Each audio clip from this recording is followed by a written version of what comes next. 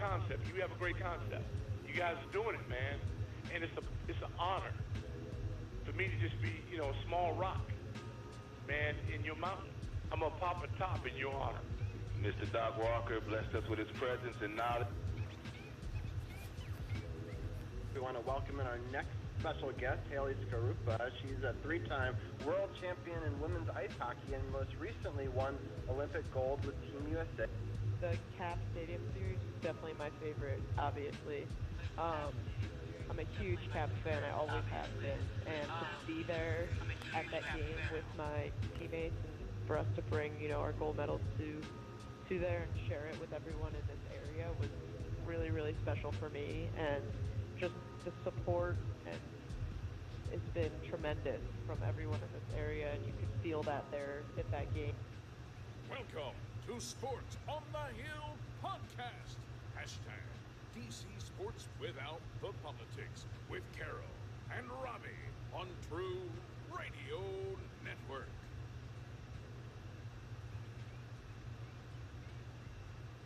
By CPIII.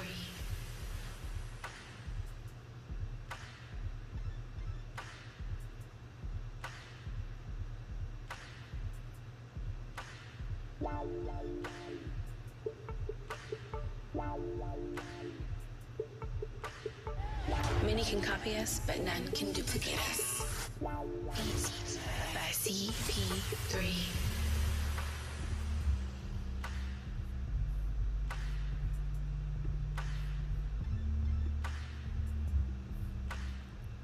What's going on, people?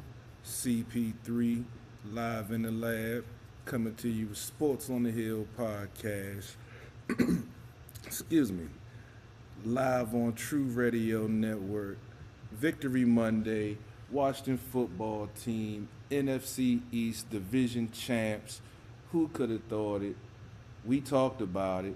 We didn't know if it was going to happen, but damn it, here it is. 2020 NFC East champs. Robbie, how are you doing tonight, good sir? I'm doing phenomenal. I can't believe it. I know we did talk about the possibility that it could happen. And we talked last week about, how there's so many possibilities, but we didn't know what was going to happen. We didn't know if the Eagles were going to try to take it from us.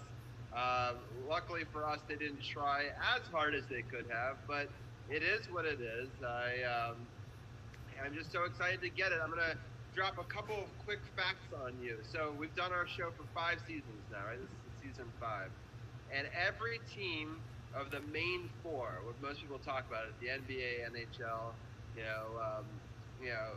the MLB. We had gotten a division title in all of them up until right now. The Washington football team, the last time they won a division title was before our show ever started. 2015. Right, and so it finally finishes it. I just wanted to give some stats. The Wizards did it once in that time. Actually, it's funny, the Nationals have done it twice, although they never won it all either of those years. And then we finally got this one for the Washington football team. But the Capitals have done it 5 times, Carol. Jeez. They've won all 5 of them since we've done our show. So I was looking at stats. I was like, wow, that's crazy that the Capitals have done that. We have some other quick Capitals news. We just signed Zdeno Chara, the former captain of the Bruins, the longest tenured captain in the NHL, was told by the Bruins, we'd like you to do a part-time role and mentor the future. And he says, well, I want a shot at full-time. And I think they wanted to move the captain away from him, which makes sense. I think Patrice Bergeron does deserve to wear the C. But we get an opportunity for under $800,000 to try a 1-year rental. He's still going through COVID protocols. But we saw our first set of lines today, Carol. Next week we'll break down all of the hockey stuff and have our hockey season preview. But the very first lines were put out this morning on ice. It was Ovechkin, Kuznetsov, and Wilson on the top pairing, something we've seen before in that 2018 championship run. Also, the second line of that run, Verana, Backstrom, and Oshie was reunited. And then Sherry, Eller, and Panic for the third line. Hagelin, Dowd, and Hathaway for the fourth line. We have Orlov, Carlson as the top pairing. Dylan, Schultz, Siegenthaler, Jensen, and Trevor Van Riemsdyk and Fevry. Fevrieri? I don't know. F-E-H-E-R-V-A-R-Y. I never remember how to spell it. It's okay. He's probably not going to take a spot over Chara. So I don't know if I'll have to memorize his name quite yet. But they told Chara that he's going to have to earn it. It wasn't going to be a gift to him. And so I think that that's an important thing. But he wanted a chance at being able to play every game. And especially, we talked about last week, we're going to be playing Boston 8 times this year. So having somebody that was the captain for the last, 14 years, was it? It was it'll be really good for them. Yeah, I mean, Char is such a dominating force when he's out there. Granted, he's older now, so he isn't the same Char from before, but he can be like, Brooks Orpik was during the 2018 run and, put in some good time, mentor the young guys. And, we saw what happened at the end result with that going on. So I wouldn't be mad at that because, I think I would love for him to get a second cup to sort of end his career on a high note. And it's possible that the Capitals can do that because they have the skill, they have the talent, and they just got to stiffen up on defense. And with him coming aboard, because that's what I feel they were missing, last year with Brooks Orpik no longer being on the team. I think that's why we saw some of the defensive lapses. Sometimes you need. Carlson was having an outstanding season offensively, but like we spoke about, he did have some lapses defensively, later in the season. And you need that steadying force on your team that's always going to be, taking the right angles, making the right decisions, being smart, and, let the other guys worry about the offensive defenseman, and he does his job and be a straight defenseman. So I think bringing him into the mix is definitely a plus for this team. And no telling that might be the one piece that they were missing that help, put them in that position that they can make that run again. Right. I mean, last year he did 20 minutes a game. He was in the top 5 penalty kill. That team won the President's Trophy. So if we say we only need 15 minutes from you, we can put you down in the third pairing and use you in key penalty killing moments because you can never have too many penalty killers, especially on the defensive end. And then also, in sort of that shutdown third period when you're up by a goal or two, situational hockey, you don't need to wear him out every night kind of thing. I think there's a lot that can be said for that. It's really exciting. It's something I never thought I would see. I saw some artwork that was done up, like a painting of him in a Capitals retro reverse sweater, and oh my goodness, it looks so good. And I was like, it was just so shocking. I was like, oh my God, I never in my wildest dreams thought that he would come to the team. I mean, I thought he was just going to retire a Bruin. I can't believe the Bruins didn't come back and said, sorry, we'll let you just retire for the minimum on our team. Like, I get it. They want to give some of the young guys an opportunity, but it just seems so weird to me because he was the lifeblood of that team. And you could hear it when they did the press conference. All the Boston media called in and thanked him for his time for all those years. They didn't have to do that. They wanted to, and I think it just speaks to the character that we're getting in a really phenomenal, future Hall of Famer. I couldn't agree with you more. He's definitely going to be an asset. He's always been a, I guess you could say stand-up guy. He's not a dirty player. He plays the game the right way. When he's out there, he's one of the top guys out there. And adding him to the penalty kill, if that's what happens, definitely is going to be a plus. I mean, 6'9" with a wingspan with stick. 7 foot wingspan. So they say that, or almost 7 feet wingspan. They say he's the tallest player to ever play in the NHL. He's almost 7 feet on skates, and it's just like his reach. He has to get an exemption. A lot of people don't know this because sticks are only allowed to be so long, but it wouldn't be long enough for him to hold it on the ice like all the other players do. So he's like one of a few players who've ever gotten an exemption to have a longer stick, which means he's allowed to use that longer stick with that longer reach. And he could definitely be a force to be reckoned with. So it's just some exciting stuff. I know, Peter Laviolette took the ice for the first time today as sort of a Capitals coach, and it looked good. It was closed to the media, but Next week we'll definitely preview a little bit more hockey stuff. But I just wanted to.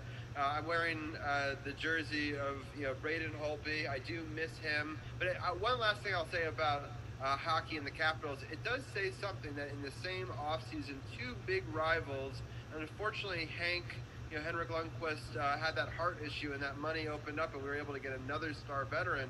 But it's interesting that two star veterans that could have probably gone to almost any team both thought that the Washington Capitals had the best chance to win it all, from an outsider's perspective. And I think that's got to say something right there about the chances the Capitals have in this upcoming season. I mean, the team has always been in a position to win. Just the question, can they execute, over the long haul of the season and still be able to take it to that next level in the playoffs? And we saw that in 2018. They were, a good team throughout the season, won the division, winning the 0-2 hole against Columbus. That overtime goal sparked everything else, and they went on that impressive run, winning all the games, winning all the series on the road. And, it all came together. We saw a team like nothing could stop them from the goal they were trying to achieve, even in that Game 6 against Vegas when they were down, going into the third period with 7:49 left. I mean, the game was tied, and they got the goal to go ahead on that, puck that was just sitting behind Fleury. And, he was able to push it in, and they just had to play solid defense for that last 7 minutes, and they did everything properly, did everything right, and they got to the ultimate goal. And I think, bringing on someone like Char, along with the core that they already have, and, another year under the belt of some of these young guys that played last year, and, they can only get better. And, we already talked about Rana, we already know about Ovi, Kuzi, Backstrom. We have the veterans that we know we're going to get, but then we have the young guys that, they still have more potential, can get even better. So it's going to be fun to watch, and, hopefully we'll be watching another, historic run to the Stanley Cup in 2021. Yeah, just so exciting. I can't wait to have Anna Knox back on next week, and the schedule will start. The first game is actually, I believe, next Thursday, so not this Thursday, but the following one. So we'll talk about all the information that came out of training camp and everything that they did to get ready for it, and then this opening 2 weeks, which is a lot of Buffalo and Pittsburgh, sort of a sneak peek of what we get the first 2 weeks. But it's a lot of the same teams over and over again, so you better like the 7 East teams or hate them.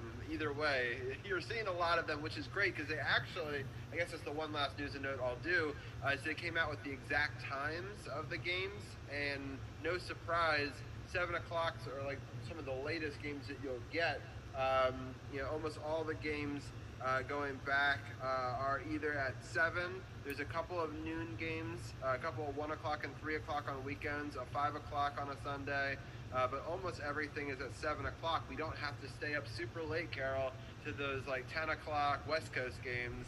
I can't do that no more with my new career, man. I can't. Yeah, so it's great. It's great for us. And, they'll be playing pretty much 7 o'clock, so you might be late to the beginning of the game, but at least it won't be so like crazy late into the evening. So no doubt. I'm sure there'll be a couple of.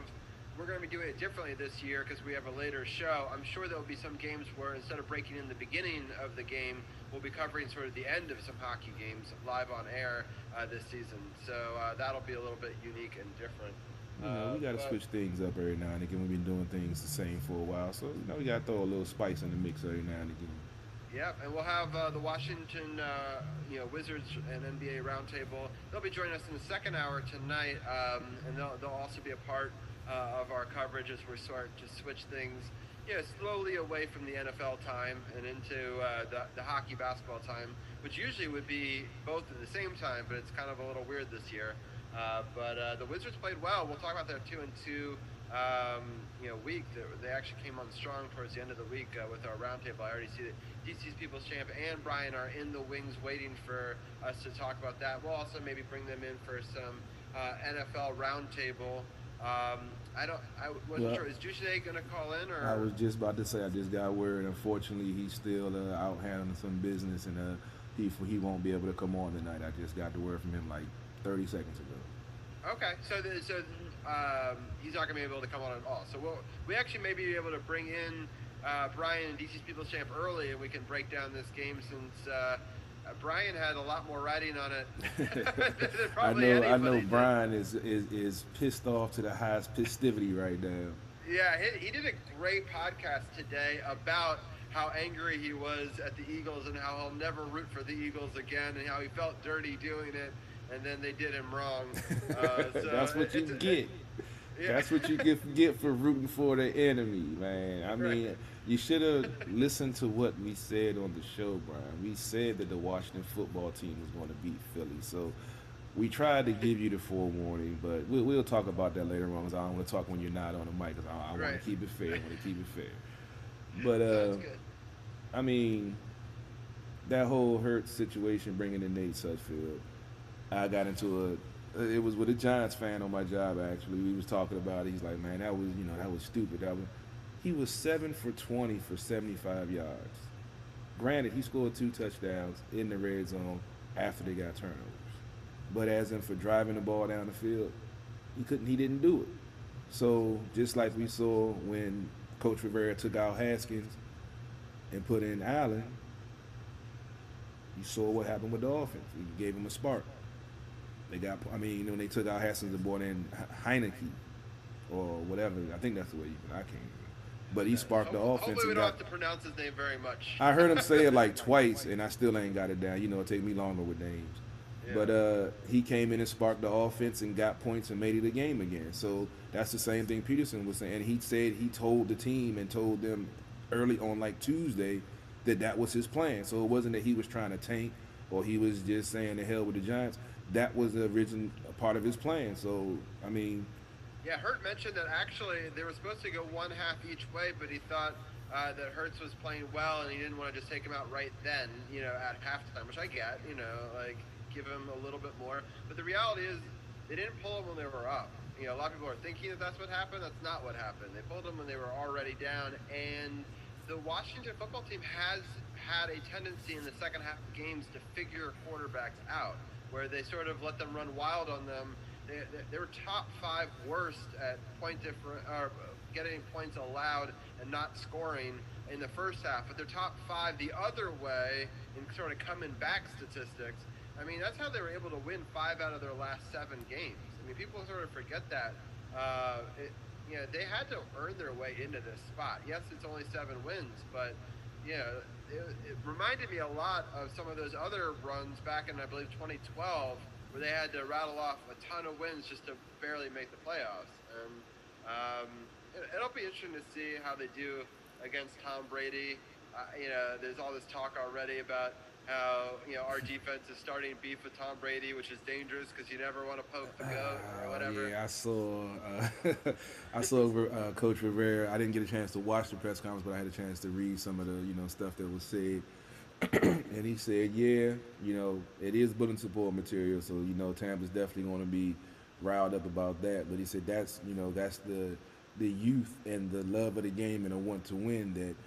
He's not going to take that away from Chase. He's not going to be mad at him, but he knows that he wants players like that on his team that's ready to step up to the challenge to face a 6-time Super Bowl champion for his 12th straight season going to the playoffs, trying to change the narrative of his career, saying he just couldn't win with Bill, saying that he can go win because he's that quarterback. So, he has a fire behind him that he wants to, take it to the next level.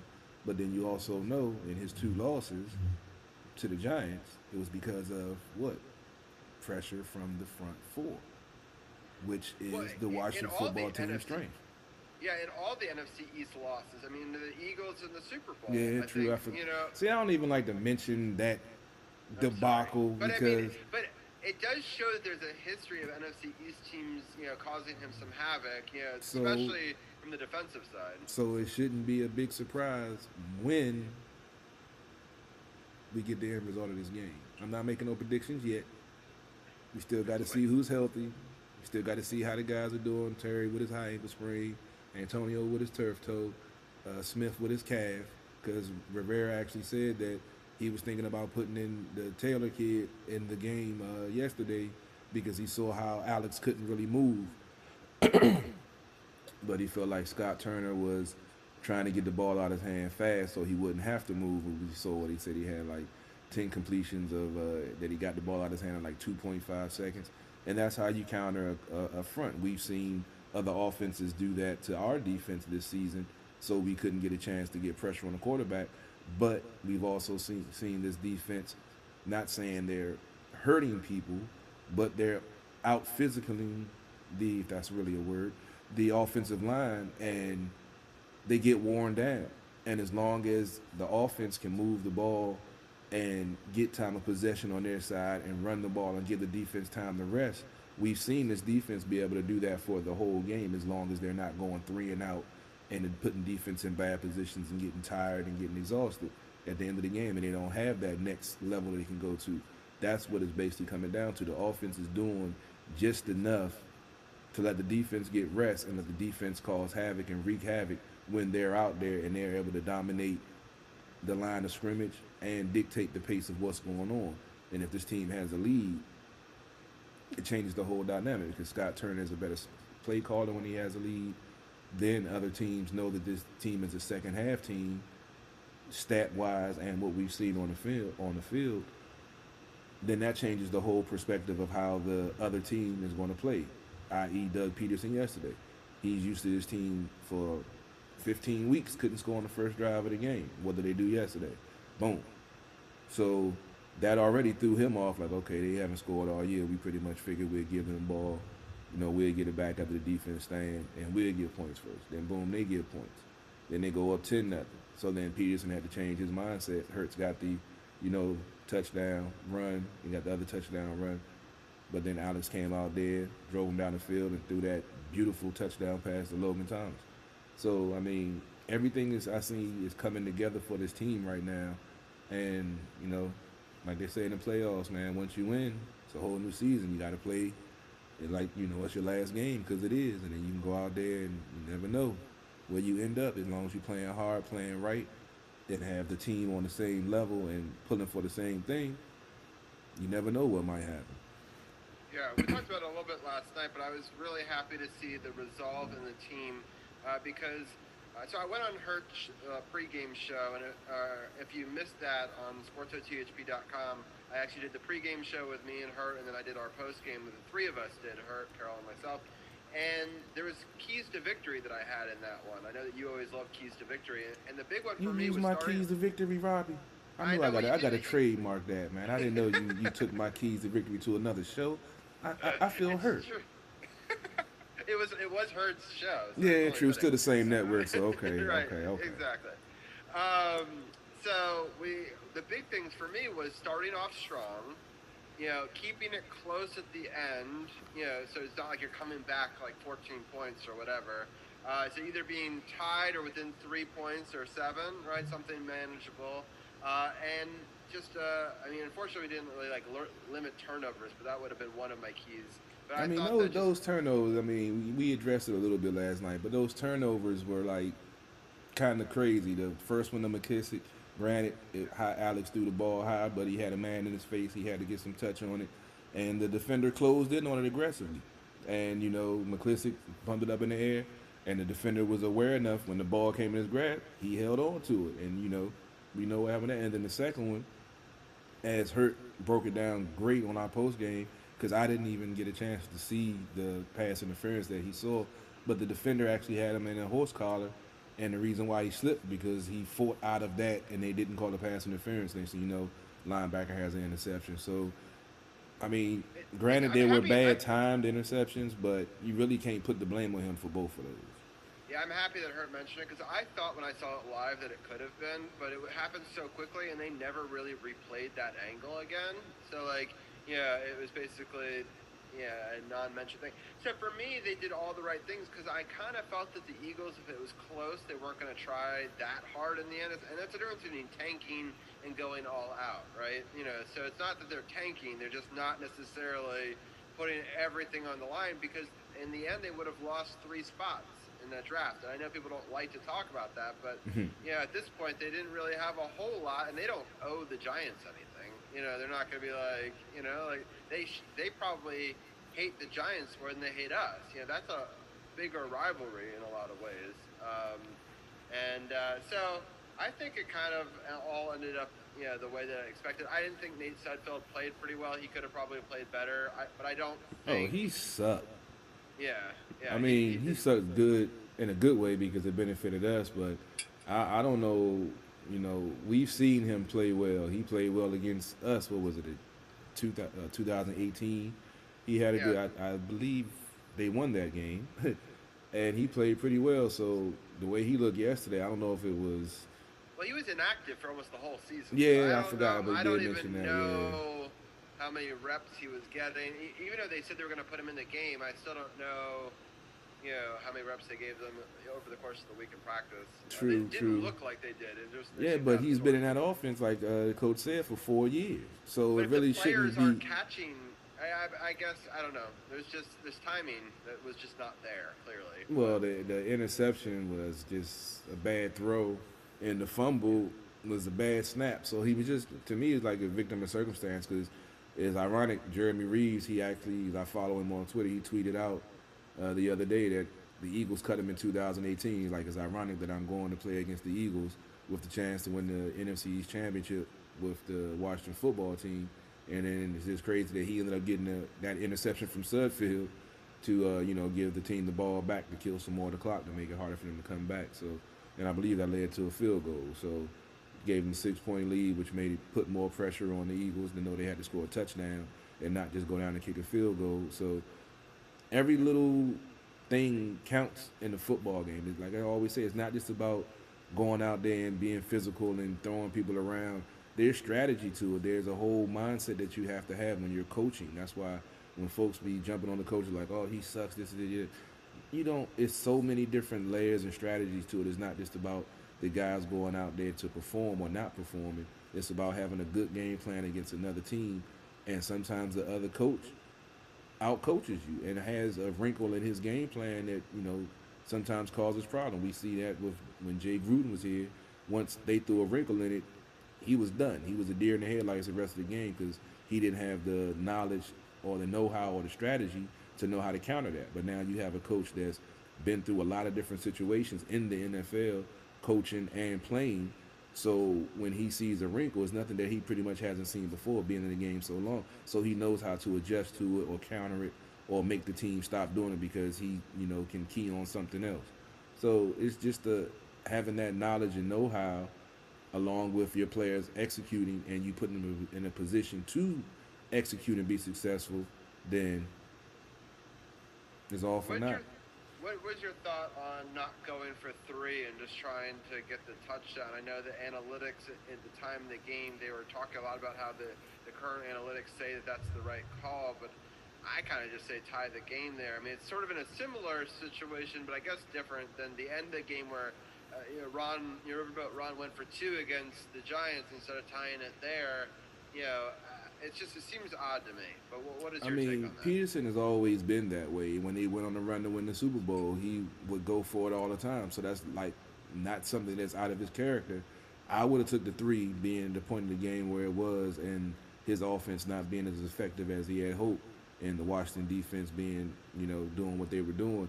So it at that point, it didn't make sense to me not to take the 3 points and then, put your defense out there because the offense really wasn't, burning hot. It was doing enough to, move the change and burn some clock, but you wasn't really worried about them going on an 80-yard drive to, put 7 points on the board. So I would have kicked the field goal, put the defense back out there and, try to get more pressure on Smith, knowing that he couldn't really move and see what could happen. But, like I said, Peterson has always been, an aggressive play caller, and I always give him props because he sets his plays up. He doesn't just do stuff just because, like we've seen when Gruden was here, I want to go 3 wide receiver, 1 tight end, 1 running back, even though it hasn't worked all season, but it's in my playbook, so I'm going to call the play. No, he goes to the strength of his team and does what needs to be done to get his team sparked and get him going in the right direction, and it isn't about his ego. So it's coaching plays a big role in it. Yeah, talk about spark. I think we talked about it last night, but from the tight end position, I mean, I just can't get over that play to end the first half. Getting that touchdown, Logan Thomas, just an incredible catch over 2 people. I thought at the time I said we just need a field goal at least to get it close. A touchdown would be nice, but I felt like momentum was slipping from them because they were up 14-0. Or sorry, they're up 10-0, and then they're suddenly down 14-10. And so I thought if they could just get a field goal and get it to within one, that would be really good going into the second half. But I was just I was so happy they were able to score a touchdown there, which I thought was the difference maker in this game. Definitely. I mean, you gotta get touchdowns because field goals are cool, good to put points on the board, but when you get into the red zone, you have to score a touchdown. And on the flip side of that, we've seen that with our defense. They're one of the top red zone defenses in the league. If not, I haven't got a chance to check the stats at the end of the season, but they are one of the best defensive teams in the red zone that they don't give up touchdowns. They give up field goals. We've seen this team make stands on the goal line and get the ball turned over on downs because the other team didn't take the field goal. So I think with the defense playing like that, like Hurt said, if the defense, that the team that beat the Cowboys twice goes out there against Tampa Bay, it's going to be a long day for Tom Brady. I mean, he's a great quarterback. I'm not taking nothing away from him, but we know what happens when pressure gets to him. And we've seen, we talked about Chase Young making his statement that he can't wait to, play against Tom. And we know it's bulletin board material. So we've seen Chase back up his words. We talked about the fans that was talking about he was a bust early in the season, talking about, why isn't he doing this? Why isn't he doing that? And as we say over and over again, it's not a sprint, it's a marathon. It's not how you start, it's how you finish. It's so funny that week 2 we were saying he was going to get his, and people were doubting it. They were saying he's, not worth it. It's a bust of a pick again. And I thought maybe in the second season he would have a blow-up year. I didn't expect, defensive rookie of the year. I didn't think it was going to blow up that fast. But we saw the teams double teaming him and opening up. Sometimes they were triple teaming him with the tight end, the guard, and the tackle. Yeah, how is anybody going to get a sack when you got 3 people who...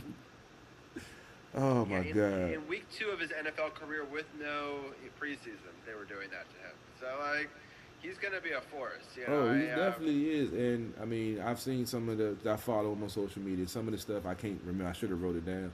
But he has some great quotes. Being 21 years old and being the leader that he is now, already having a captain, C on his chest in his rookie season, being considered for Defensive Rookie of the Year, playing at home for the team that he loves, and you see the difference from somebody that wants to be in the NFL and somebody that wants the NFL lifestyle.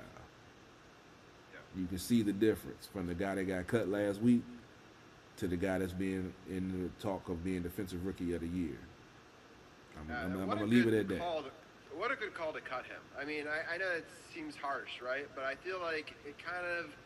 There wasn't this sort of weight that I felt was on our shoulders at the previous 2 weeks. It also helps to have Alex Smith, probably the comeback player of the year on your team, leading them hobbled around, but just, what a gutsy effort. But just, for me, it's like, wow, this team, nobody wants to play us right now. I mean, we're kind of on a hot streak. I know we did lose those 2 other games, but I definitely think, that wasn't with Smith. Right, our record is 5-1 with him, I believe. I saw so many stats when I was, scrolling when I had some free time at work.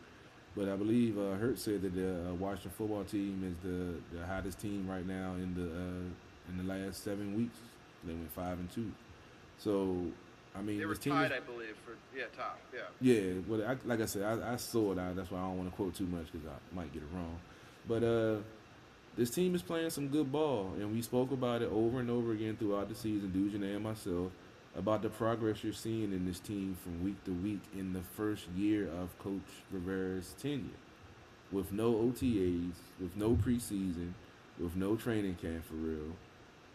And he would have got an extra week of practice because he's a new coach on a new team. So, if you're not happy with what you see right now, even with the 7-9 record, you're just mad for no reason at all, and you just want to be mad and don't even call into the show because we don't want to hear it. Yeah, no, it's true. Even fans were commenting on Hurt's feed yesterday about gonna let Jenny out for a second, but they were just letting them know that we suck, they suck, we just sucked less, or they, it's such bullshit. Yeah, But there'll be an asterisk in the the NFL 2020 joint that we suck, but we won a division. Yeah, we'll put that in there. Exactly. I'm just happy that if we had lost that game, all 4 teams would have had 10 losses. It would have been crazy. Yeah, that's wild. And then it's a 6-10 team win. I mean, 7-9. We've seen 2 other teams do that, but to have a team with only 6 wins and 10 losses as your champion of a division and get to host a playoff game against a team like Tampa that has 12 wins, that's just wrong. Yeah, it's crazy. But the last person to do it, who had a team that was 500 or below to win a wild card game for the NFC, was a Ron Rivera-led team with Carolina. So if anyone knows how to do it, it's him. And he feels confident because, like he said, if he feel like Taylor needs to go as quarterback, he doesn't have a problem with that. Because, like I said, the way this defense is playing right now, as long as they get rest and don't get, the offense doesn't put them in too many bad positions, i.e. turnovers and, just changes that flips the field position after the defense and got off the field on the 3 and out. And, the defense can, get some pressure and possibly get some turnovers. This team is dangerous, man. And we've seen when the front 4 starts getting pressure and that ball gets tipped or the quarterback rushes his throw, turns into a turnover because, they talk about the secondary, but when they've had a chance to get their hands on the ball, Cameron Curl, Jeremy Reeves, Kendall Fuller, they've got the ball. So, I mean, I love what I see right now from this team, and it's only, in my opinion, it's only going to get better. Why don't we bring in DC's People's Champ, and I'll let Jenny out, and we can get his thoughts on the matchup. All right, let's do this. I'm still sharing. I have had a chance. I'm not ignoring you on the Facebook Live or my comments. I'm just still sharing. So once I finish sharing, I will address your comments if you're making them. So don't think I'm not paying attention. We got DC's People's Champ in the building, I think. I see a black square. Where you at, DC's People's Champ? My Zoom is loading. It's the thing is spinning and it's frozen. It should be coming up right now. There we go. There we go. Technology, baby. You gotta love it. Word. What's going on, CP? Ain't nothing, man. Like I said, just sharing some more Washington football team groups. Just enjoying, Victory Monday, NFC East champs. We talked about it, but we didn't think it could happen. I know I was the one that gave, I think I was 10-6 or 11-5 in our preseason predictions or whatever. So, I was way off, but I felt like this team could come together under the coach the way things started out, the way he took over and, immediately made a culture change along with all of the other stuff that was going on that we're not going to talk about. But it's good to see the growth in this team from the start of the season to where we are now going into the postseason and them having a chance to, get hot like we've seen some teams do in the playoffs and, see what happens. So what do you think about this this last run, 5 out of 7, Alex Smith, comeback player of the year, as Robbie mentioned, leading this team to an NFC East title and with the chance to go against Tom Brady and a tough Tampa Bay team to advance into the next round of the playoffs? Well, it's funny, you and Robbie were talking about it before I came on about who are the hottest teams in the NFC. It's funny because only Green Bay and Seattle were better in terms of these last 7 games than the Washington football team. They won 6 of their last 7, whereas we won 5 of our last 7, and the Saints also won 5 of their last 7. So they were equally as good in this stretch as well. But when you look at this team, you look at the defense and what this defense has done, not only in the 7-game stretch, but just the entire season, and basically putting this team on their backs when the offense couldn't get it together all 4 quarters. You look at guys like Chase Young, who you mentioned earlier, CP3, first year in, rookie, and he already has a C on his chest. He's a captain. He's warning double and triple teams, and then you got Montez Sweat. John Allen, you don't hear his name called a lot, but he's making plays as well. I mean, that front 7 has been so disruptive, and our secondary, which a lot of people may have thought was weak, isn't as weak as they thought they were, especially when you got guys like Cameron Curl back there, who's been an absolute ball hawk.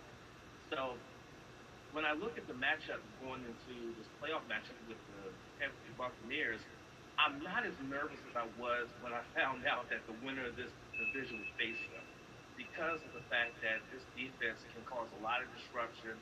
Tampa Bay's O-line is pretty stout. I won't take that away from them. They have a stout line, which gives Brady, who's not a very mobile quarterback, time to go through his progressions and get to his routines. He's got a lot of weapons. So I'm feeling a touch of confidence, just a small touch of confidence that this team can really compete with the Tampa Bay Buccaneers and possibly give them a really tough go in this playoff matchup. And then especially because they're going to have to travel here. It's not like we got to travel to them. They got to come here and play us in our house. So that's where I have a slight touch of confidence, but it's some confidence nonetheless.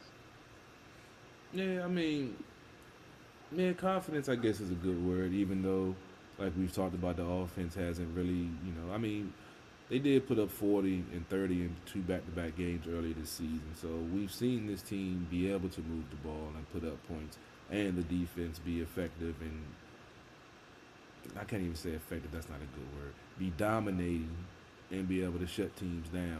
They just have to put it together now at the right time, and I think that's what's going to help, that they can go back and look at film and see when they played their best and see the results. Like, we saw what happens when you do everything the right way, you're in the right fits, you're hitting the right gaps, you're following your assignments, you're running downhill to get to the ball carrier, y'all swarming to the ball. We've seen what happens when everybody executes to do their job. So let's go out there and do it again. And that's the effort it's going to take to beat Tampa Bay, because they have a top-ranked defense also. I don't think, folks talk about Tom Brady, but their defense is pretty damn good too. Yeah, I'm actually more scared that we're not going to put up enough points, more than I am scared. I mean, our secondary can be suspect at times. I think Tom Brady could take advantage of that, but, hopefully the pressure mitigates some of that. But the real question is, can we put up enough points to counter what he can put up? And I'm not sure. Their defense is very good. Well, looking at the stat line here, they're 9th in total yards allowed on defense, and they're first when it comes to rush yards allowed. So they have the strongest rush defense. Their passing defense is suspect at 21. So if Alex Smith can get time in the pocket and can get time to make throws, I think he can carve up his defense. But the run game is going to probably be nullified, given the fact that this team is the top-ranked rushing defense in the league. Yeah, that'll be tough. I mean, they can still.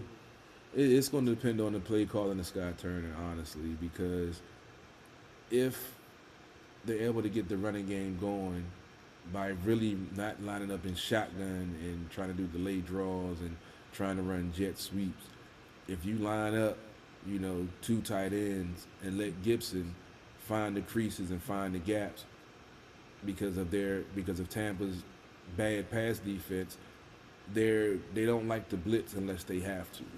So it's going to be a hat on a hat. You bring in 2 tight ends. The Washington football team has advantage. He gets a crease or a gap. He make a cut back and he can take it to the house. So I think that's where the X factor is going to come in, not with Alex Smith, but with Scott Turner and his play calling. Yeah, I mean, that makes a lot of sense. I mean, it's just which team I think can dictate the pace. It'll be interesting, to grind out the clock. Since we can't run the ball, how are we going? Are we going to see some gadget plays? Are we going to see some things? It's not just straightforward running. But I liked what we did with Sims, where he came around, in a sweep. There's some plays that they could do. Having a tight end that can also throw. I think you can move the pocket a little bit, sort of get them off their game, and then maybe use the pass to open up some of the run game. A little bit of the opposite of what you usually see, but I think that maybe that's how you can start to run against this Tampa Bay team. I mean, it depends on what they do, because if they keep doing these wide receiver screens, you can't do that against fast defenses. That's good sideline to sideline, because even if you do get good blocking, they're going to swarm to the ball. And then when you throw the wide receiver screen, don't throw it to the short side of the field. Throw it to the side that has more room for the receiver to try to make moves, to try to make people miss.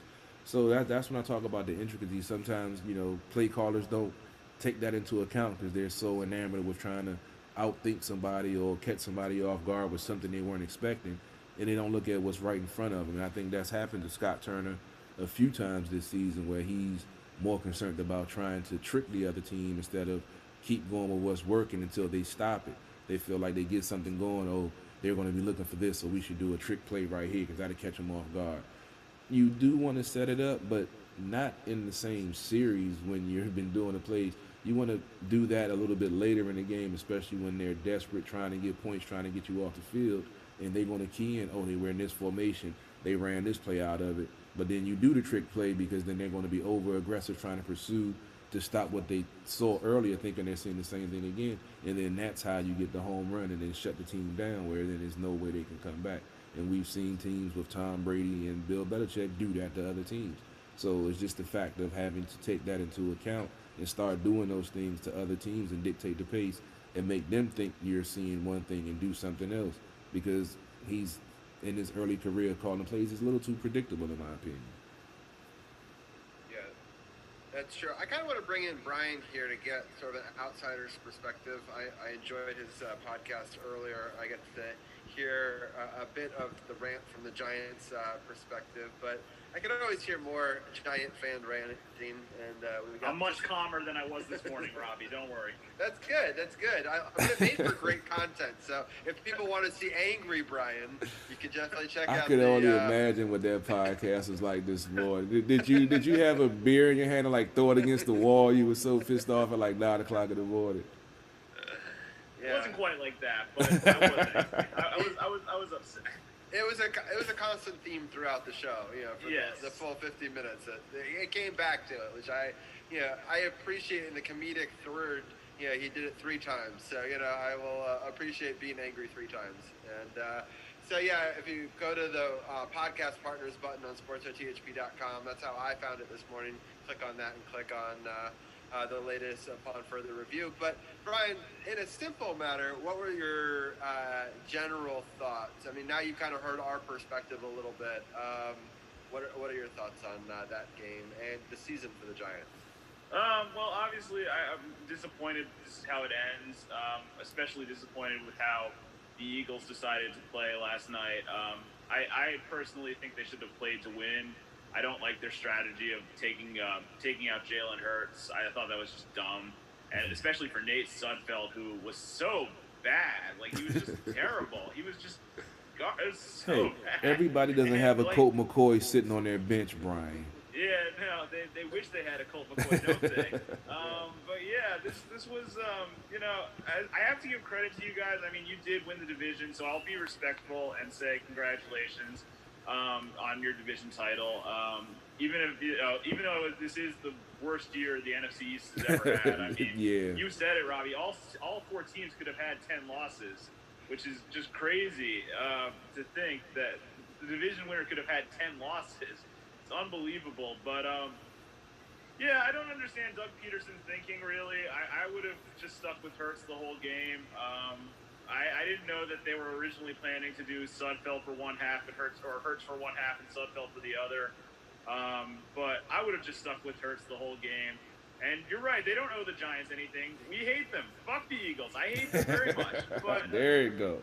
But at the same time, they don't owe us anything. But you play to win the game, and they should have played to win. Yeah, I agree. I can't say I was super excited about that victory. It's not like I was like, oh my God, we crushed the Eagles who were trying their hardest, and it was a gutsy performance, even though it was a 6-point game, which usually you would say it's a 1-possession game. It must have been close. It didn't feel that close, and towards the later stages of that game. I mean, let's be honest. The Eagles had some key players out also. Their starting running back was out, Cox was out, and a couple of other players. So, I mean, for them to, play at the level that they did with, Sudfeld out there, Hurts out there, rookie, making his, 3rd start. I mean, they played well, but at the end of the day, Washington did enough to get the victory. And like Peterson said, he felt like he put Sudfeld in a position where he could have won that game if he would have been effective. Now, we've seen, a lot of our ex-quarterbacks come back and, beat us. So when they put him in, I saw a couple of folks on social media was like, it'd be so 2020 if Nate Sudfeld comes in and brings the Eagles back to defeat the Washington football team and knock them out the playoffs. So we've seen crazy stuff happen when other teams do something that wasn't, thought to be orthodox, was unorthodox or whatever. So, I mean, Peterson said he felt like he was put in a position where he could bring the team back. He'd been in office for 4 years. He knows the offense. All he had to do is go out there, execute, and throw the ball well. And, he pooped his pants out there. I mean, it's pretty much all you can say, man. So, I mean, I can't look at it as he tanked or that he didn't play to win. He had a game plan that he told the team he was going to do, at the beginning of the week. Like he said, he thought he was going to take them out at half, but he let it go to, the fourth quarter when they were down to see if Sudfeld could bring him back because his contract is up. They're making the decision they want to keep him. They already got the Carson Wentz situation with Wentz saying that he wants to get traded. He feel like the situation can't be, salvaged. The Eagles have a different perspective, feeling that they can talk to him in the offseason and talk about how much they, traded up to get him and how much money they've invested in him, and they think that it can be salvaged. So I feel like those things played into it into him putting in Sudfeld. So I don't look at it as they didn't play to win. I just look at he had a game plan that he wanted to do for the future, knowing that he wasn't going to make the playoffs, win, lose, or draw. So let's evaluate some talent against another team, which we didn't get to do in preseason, to see if this guy should be on the team next year. Nate Sudfeld was trash. Say what? Nate Sudfeld was trash. Oh, he played pure trash, but So bad. I mean, when we drafted him, I thought he was a decent quarterback, and then when the Eagles signed him the year after, like I said, I believe he beat us the time that he started against us. So I mean, he just looked horrible yesterday. Maybe it was the pressure. I don't know. Maybe it was a primetime game. We've seen Washington football team before this season having 2 good primetime game showings this year, which we aren't used to. Maybe that got to him too. He was on the team when he was bad at Monday night, so maybe that still stuck with him.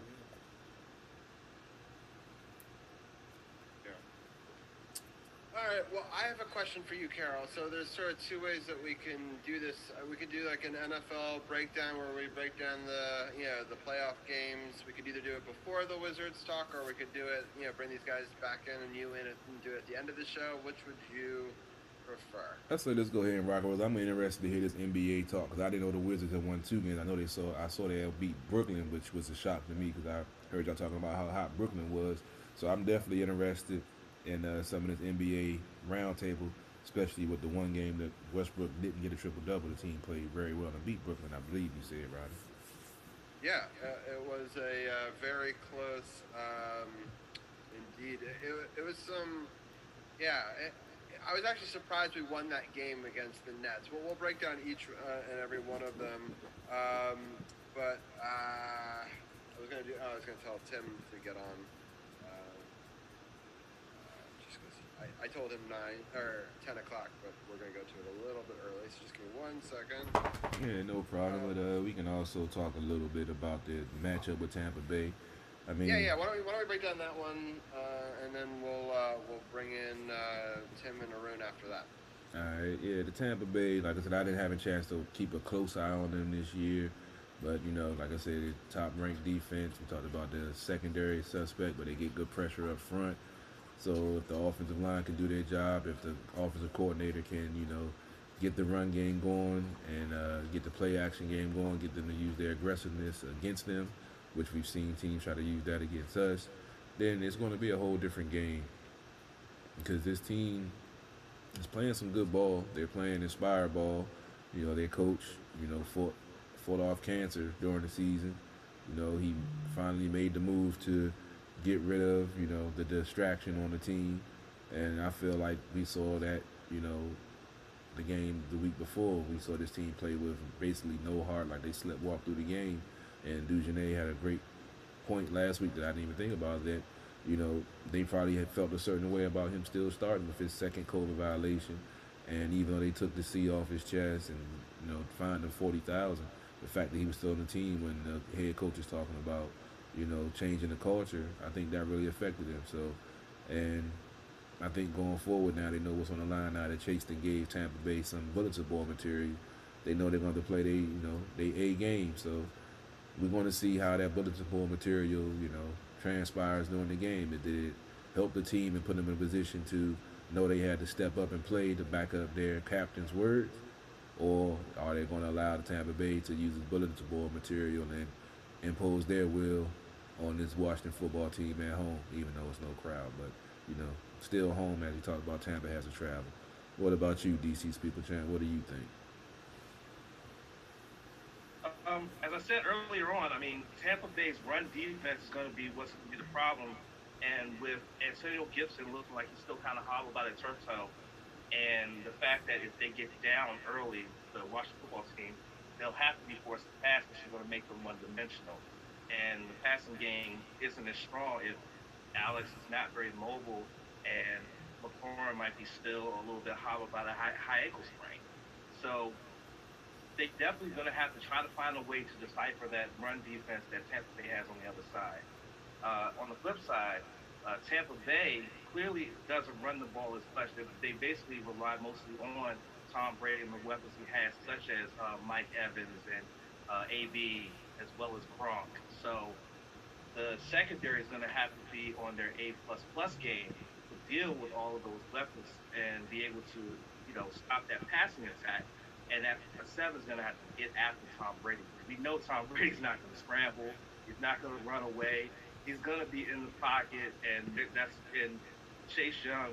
I mean, Chase Young was seen coming off the field saying, "Hey, Tom, I'm coming. Tom Brady, I want Tom." So you know that kid is just itching to get in there and just go after Tom Brady and go after that quarterback and prove his worth as a top defensive lineman in this league as a rookie, going up against arguably one of the greatest quarterbacks of the modern era, maybe one of the greatest quarterbacks of all time. So I think one of the keys is they definitely got to put pressure on Brady, because Brady's not mobile. He's not going to run away from it. So you got to put pressure on Brady, make him make throws off schedule, and just really disrupt that team's timing when it comes to passing plays. And I think he can hang in there and maybe just pull out a W, maybe. But they got to just really disrupt the timing and make him throw off schedule in order to get the victory. No doubt. On the side note, People's Champ, I'm actually got WWE Raw on right now. My man Randy Orton walking to the stage, to the ring. I don't know who he about to wrestle, but that's my man Randy Orton. I wish I could RKO a Bama every now and again. But back to football, Brian, what do you think from the outside looking in of this matchup of Washington football team and the Tampa Bay Buccaneers with Tom Brady looking to change his narrative of his career that he can win without Bill Belichick? Yeah, I think there's three things to keep in mind here. One, the other two times that under 500 teams have gone into the playoffs, they did win a game. The Seahawks in 2010 and the Panthers with Ron Rivera, like what you already mentioned. So I think there is a chance for Washington to win this game. Another thing that's going to help is that Mike Evans is banged up. He got hurt in the last game. They don't think it's going to be bad, but he's going to be banged up. So we'll see if that plays a role. Shout out to the Knicks. Knicks just won, so I'm pretty excited about that. Yeah, Brian. My third point would be that you mentioned Tom Brady's history with the NFC East in the postseason, 1-3 in the Super Bowls. I think that's something to keep in mind going into this game. It'll be interesting to see what happens. I'm not counting Washington out. I think Tampa Bay is going to win, but I'm not going to count Washington out. I think it'll be a good game. I think being at FedEx Field will help the Washington football team, and we'll see what happens. Even if there's no fans, being at home, I think, will be an advantage. This is definitely one of the games I'm looking forward to next week. I think it'll be a good matchup. No doubt. Mark Moore also said that the sack leader for Tampa Bay is supposed to be out this game. I got to check and see. But, the sack leader is out. That's one less man to put pressure on the quarterback. So, hey, I'm not wishing injuries on nobody. But, it's a long season. Folks get hurt. And, that's what happens sometimes. That's why you got a 53-man roster in the practice squad. What do you say, Robbie? Not your pick-em, reverse psychology, trying to will the team to win thought process. what's your real feel of this game this weekend? Well, real quickly, we did talk about it before, but congratulations on the pick'em. You're the pick'em king this year. We do have a new pick'em tournament. So check out our page, facebook.com/sportsothp. We're doing a pick'em if people want to join in and have some fun. I'll give another shout out to it when we do our pick'em segment at the end of the show, but. I will, of course, pick against them because that's what has worked so far. But I mean, I agree with Brian. There is a chance, I think, if you have the Pittsburgh team, the team that they played Pittsburgh, where they were undefeated and no one gave them a chance. No,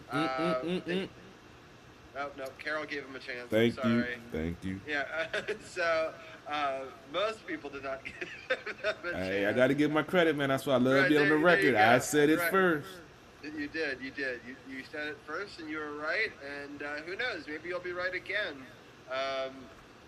It's definitely possible. I am happy it's at home because if it was in Florida, they probably get to have their fans there. So I understand we don't get to have ours, but it's at least a situation where they don't have theirs. Well, I think pretty much. I think they made the protocol once the numbers spiked up that all NFL teams won't have any fans in the stadiums anymore. So I think is it for the playoffs? Yeah, I think that's for the playoffs also. I think it was going forward, so I don't think any fans are going to be in attendance at any of the playoff games. Interesting. I did not know that. So, well, actually, there's going to be 6,000 fans at the Buffalo Bills playoff game. Really? They announced this week. Yeah. Wow. In New York, they announced Governor Cuomo said that 6,000 fans will be allowed to go to the Bills game in New York. I guess they figured the cold to kill the corona. I guess. They're testing everybody before they go in. They said they're going to test before and after. Okay. So, Cool. I think Cool. That's cool. Yeah. That's I think it's the right way to do it. Yeah, definitely. I'll give a quick shout out for increased testing. My job is actually going to test me twice a week starting next week. So that way, for the 4 days we're in, that they're going to do it. So they say that rapid testing is the best way to try to mitigate it. So hopefully that works for them and nothing bad happens. But that's exciting for sure. That there'll be some fans. Yeah, 'cause I thought that some game did, so that was the one maybe. But it'll be interesting. I'm just happy that we're not in Tampa Bay. I'd rather play on our home turf, even if there are no fans. It was interesting. I saw Julie actually just tweeted right before we went on air saying that they were very sorry that they couldn't have fans, but it's just that's the ordinance in Maryland. So at the time, they weren't blaming the NFL. They were saying that it was a Maryland state thing, which is also why, the Ravens game is in Tennessee anyway, so it wouldn't be an issue. Yeah, well, let's get into the Wizards roundtable and the up and down thing, and then we'll bring Brian and DC's People's Champ and Carol all back to end the show, and we'll break down all the different playoff matchups. We've already kind of done one, but we can break down the other 5. We're going to bring in Tim and Arun in next, and we're going to start our Wizards roundtable. So I see Tim, and I see that Arun is our reporter on the scene at Capital One Arena once again. All right, so this week I'm going to pull up the stats real fast. Let me see if I can do this. Share screen, advanced.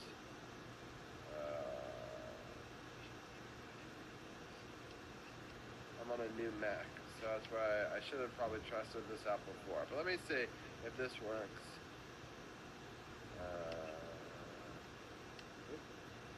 All right, hold please. I'm going to do it on the PC. Live podcast, ladies and gentlemen. Don't you? You gotta love it. So, Wizards.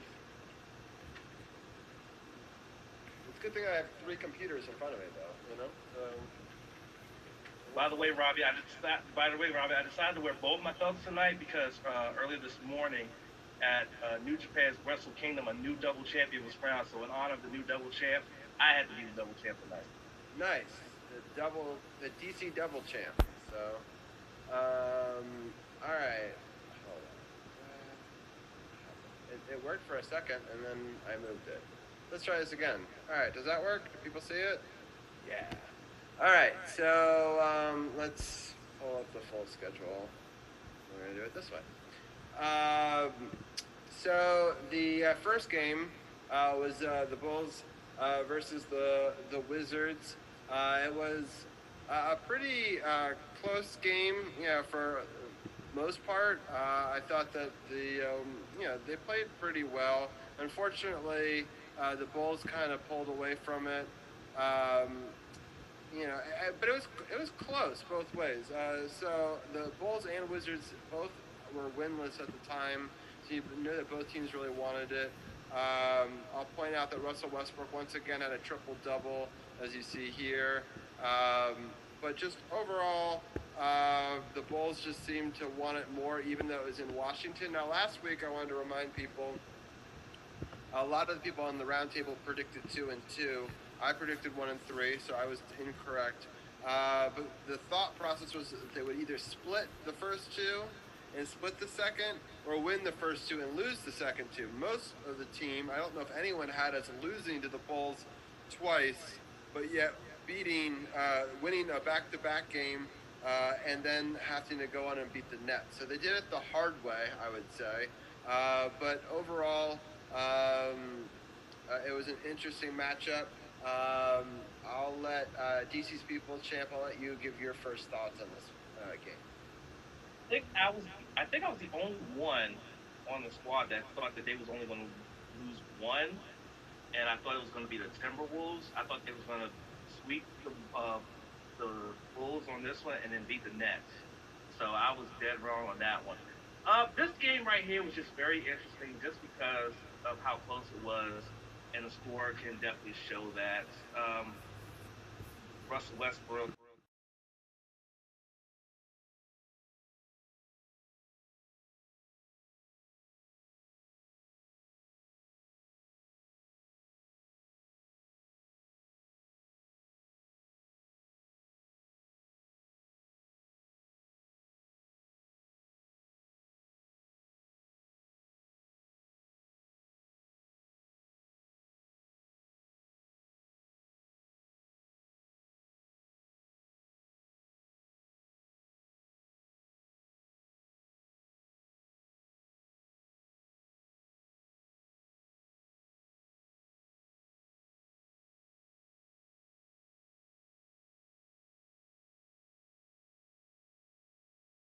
to close the gap, and so because of that, that's why they lost the game. Defense was just not as strong as it needed to be in order to win.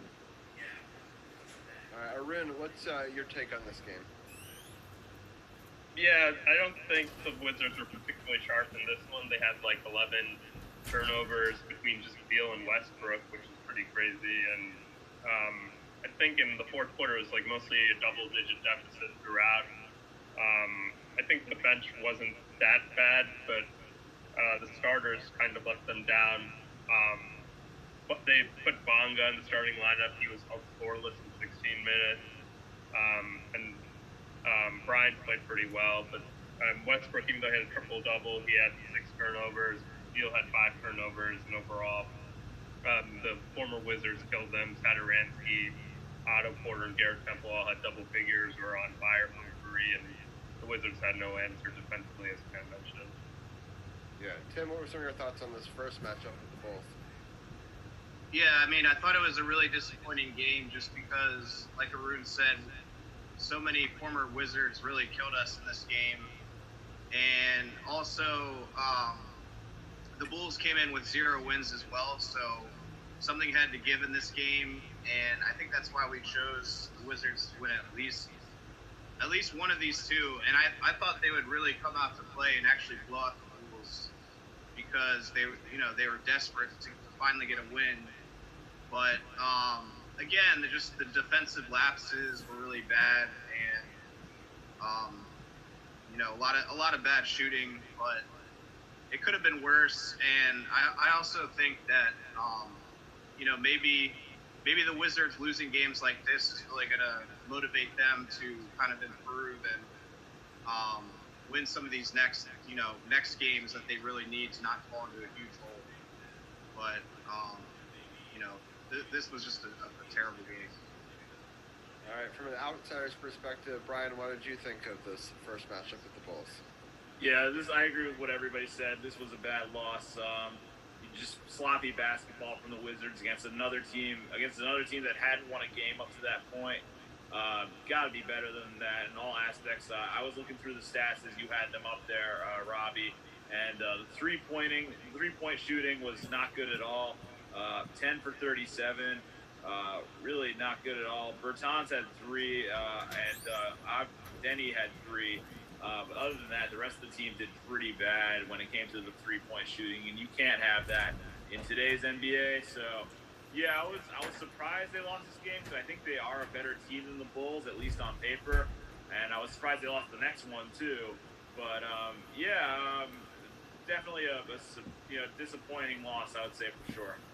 Yeah, let's get into that next game. It was definitely closer. The Wizards were able to put up 41 points in the first quarter, but still allowed 35. Chicago outpaced them in the second, 36 to 27.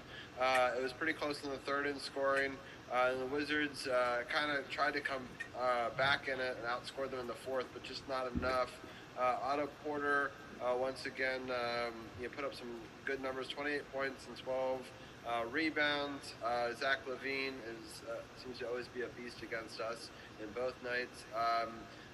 Once again, Russell Westbrook, for the fourth time in a row, had a triple-double, and only the second player ever to start the season with 4 consecutive triple-doubles.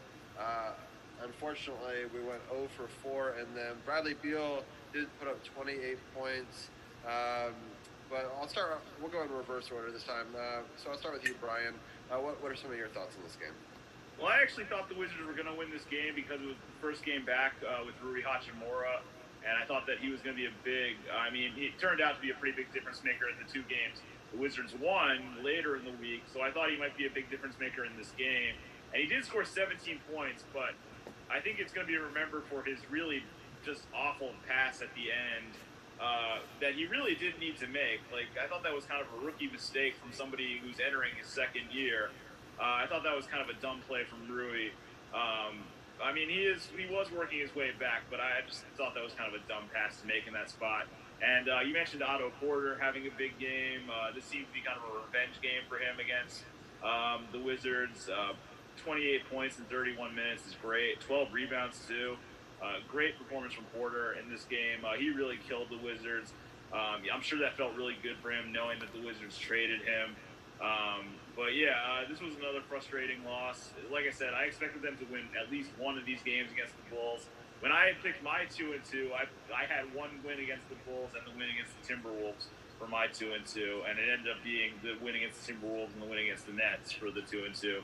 So it was surprising. And you mentioned Zach LaVine. Zach LaVine is without a doubt one of the rising stars in this league, and he doesn't just do that to the Wizards, Robbie. He does that to every team. He's a great player. Zach LaVine is a beast and one of the best players one of the best rising stars in this league for sure.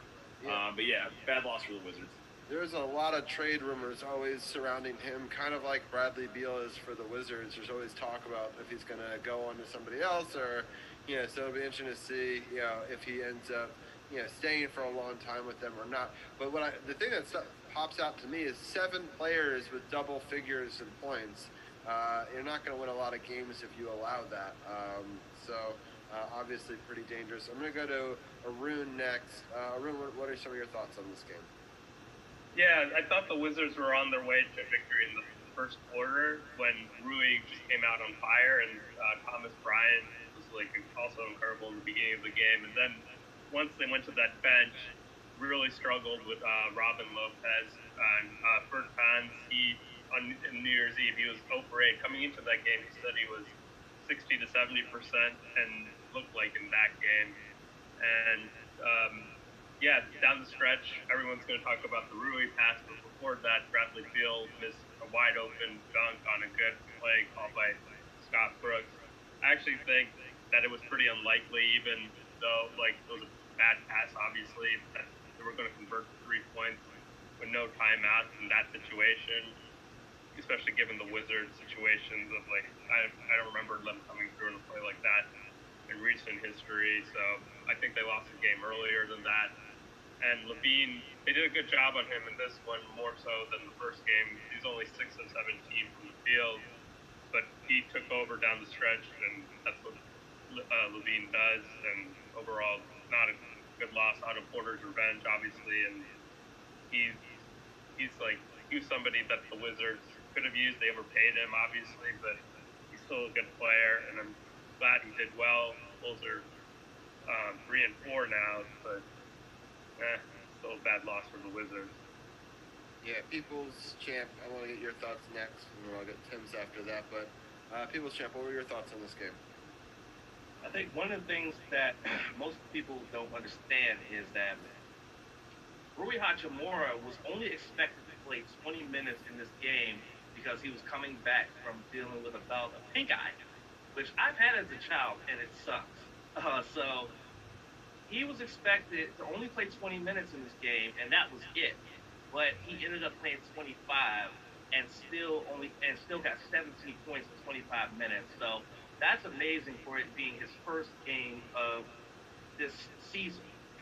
Also, you got to give it up to Thomas Bryant. Thomas Bryant scored 28 points on 10 of 11 shooting, 5 of 7 from the free throw line.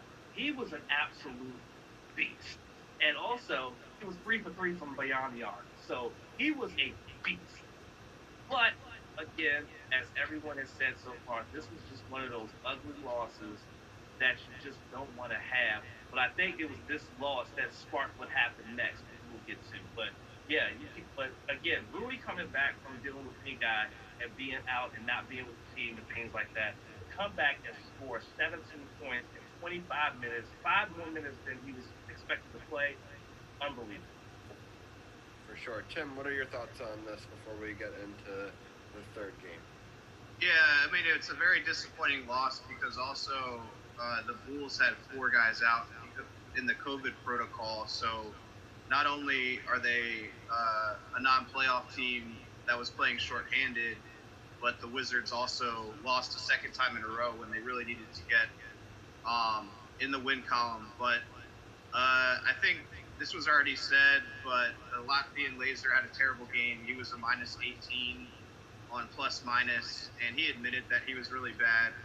I think Arun's joke about his New Year's resolution trying to get into better shape than him was really funny, and you could probably do that with like 20 minutes of cardio a day. So, but I think we wasted a great game, like everyone said, from Thomas Bryant Jr., only missing 1 shot. Also, I thought it was interesting that Brooks is still really playing with his lineups. Like in this game, Bonga had 0 minutes played, and he started a lot of games and played some big minutes. So clearly with Rui coming back, he's going to lose out on a lot of minutes.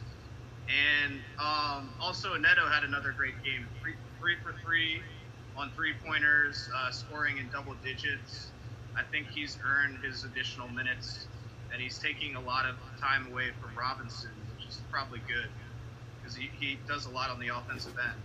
So again, you know, a game you don't want to lose. Everyone's going to remember that terrible pass, but really just not executing in the fourth quarter. Beal and Westbrook shooting combined 16 for 37. That's not going to get it done because they're always going to shoot the most shots. But maybe, yeah, I mean, I think the anger in this game motivated them for the next 2. So for sure, yeah. All right, well, let's get into the 2 more exciting games. We talked about that they needed to get 2 wins this week, so I'm happy they still were able to find a way.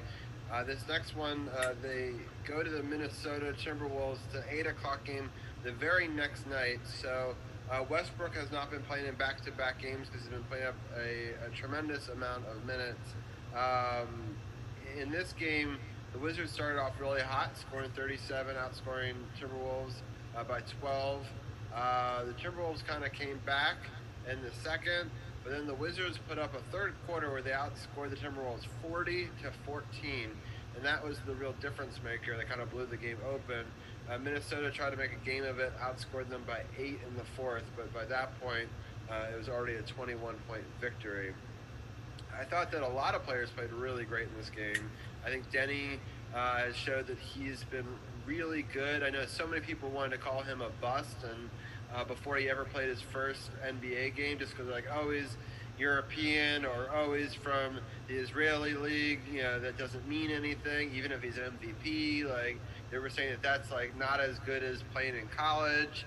But I mean, so far I think he's been solid. I'm not saying that he's going to be our #1 star, but he's a great role player. He plays with a lot of intensity. He gets a lot of rebounds, and he still puts up 11 points in a game and plays for 27 minutes.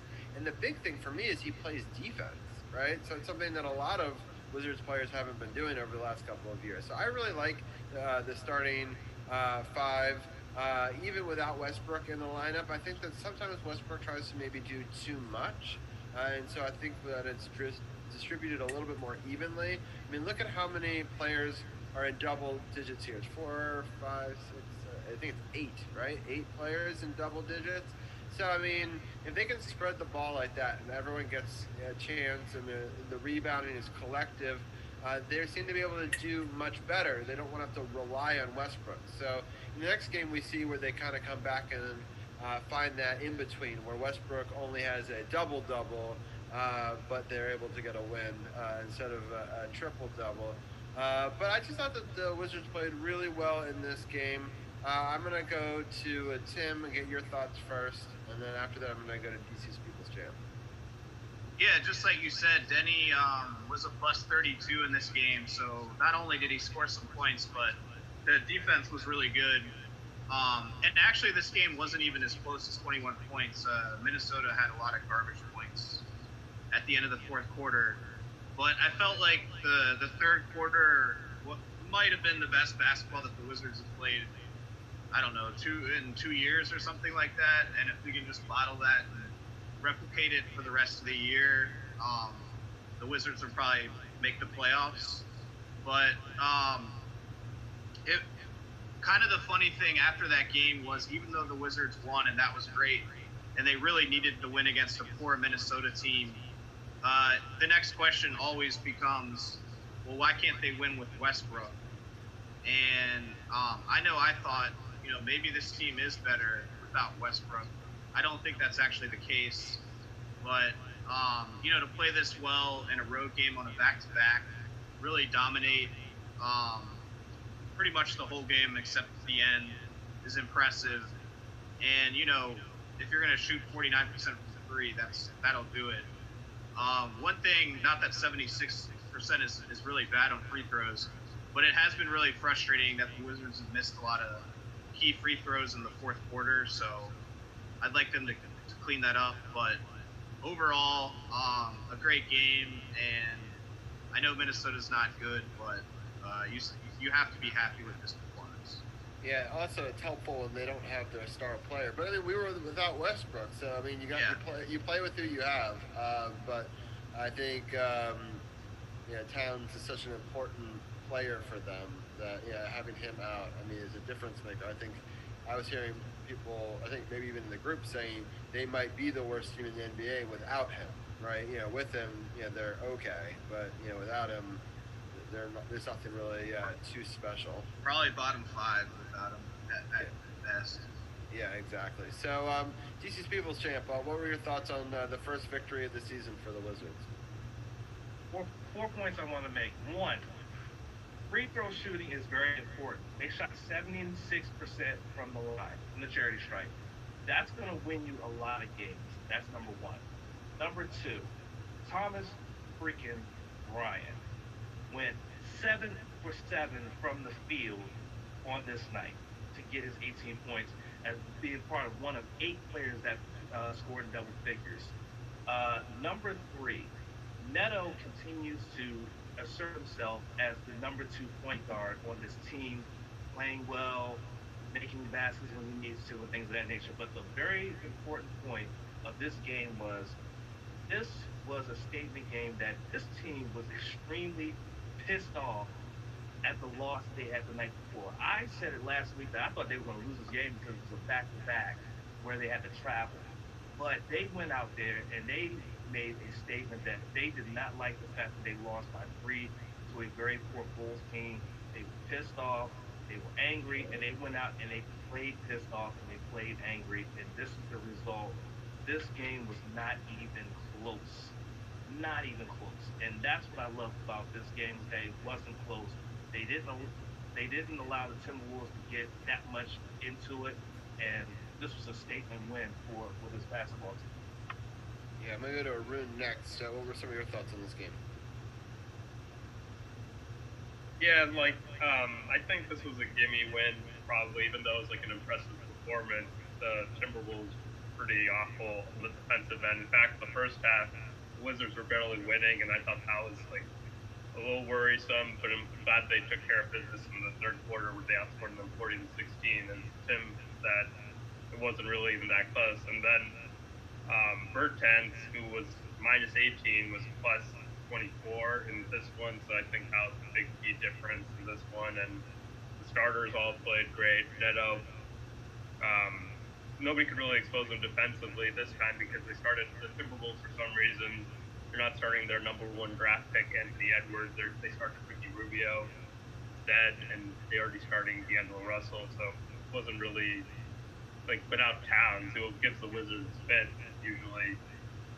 Timberwolves, I would say they are the worst team in the NBA. I don't think the Thunder are worse than them, or the Sacramento Kings.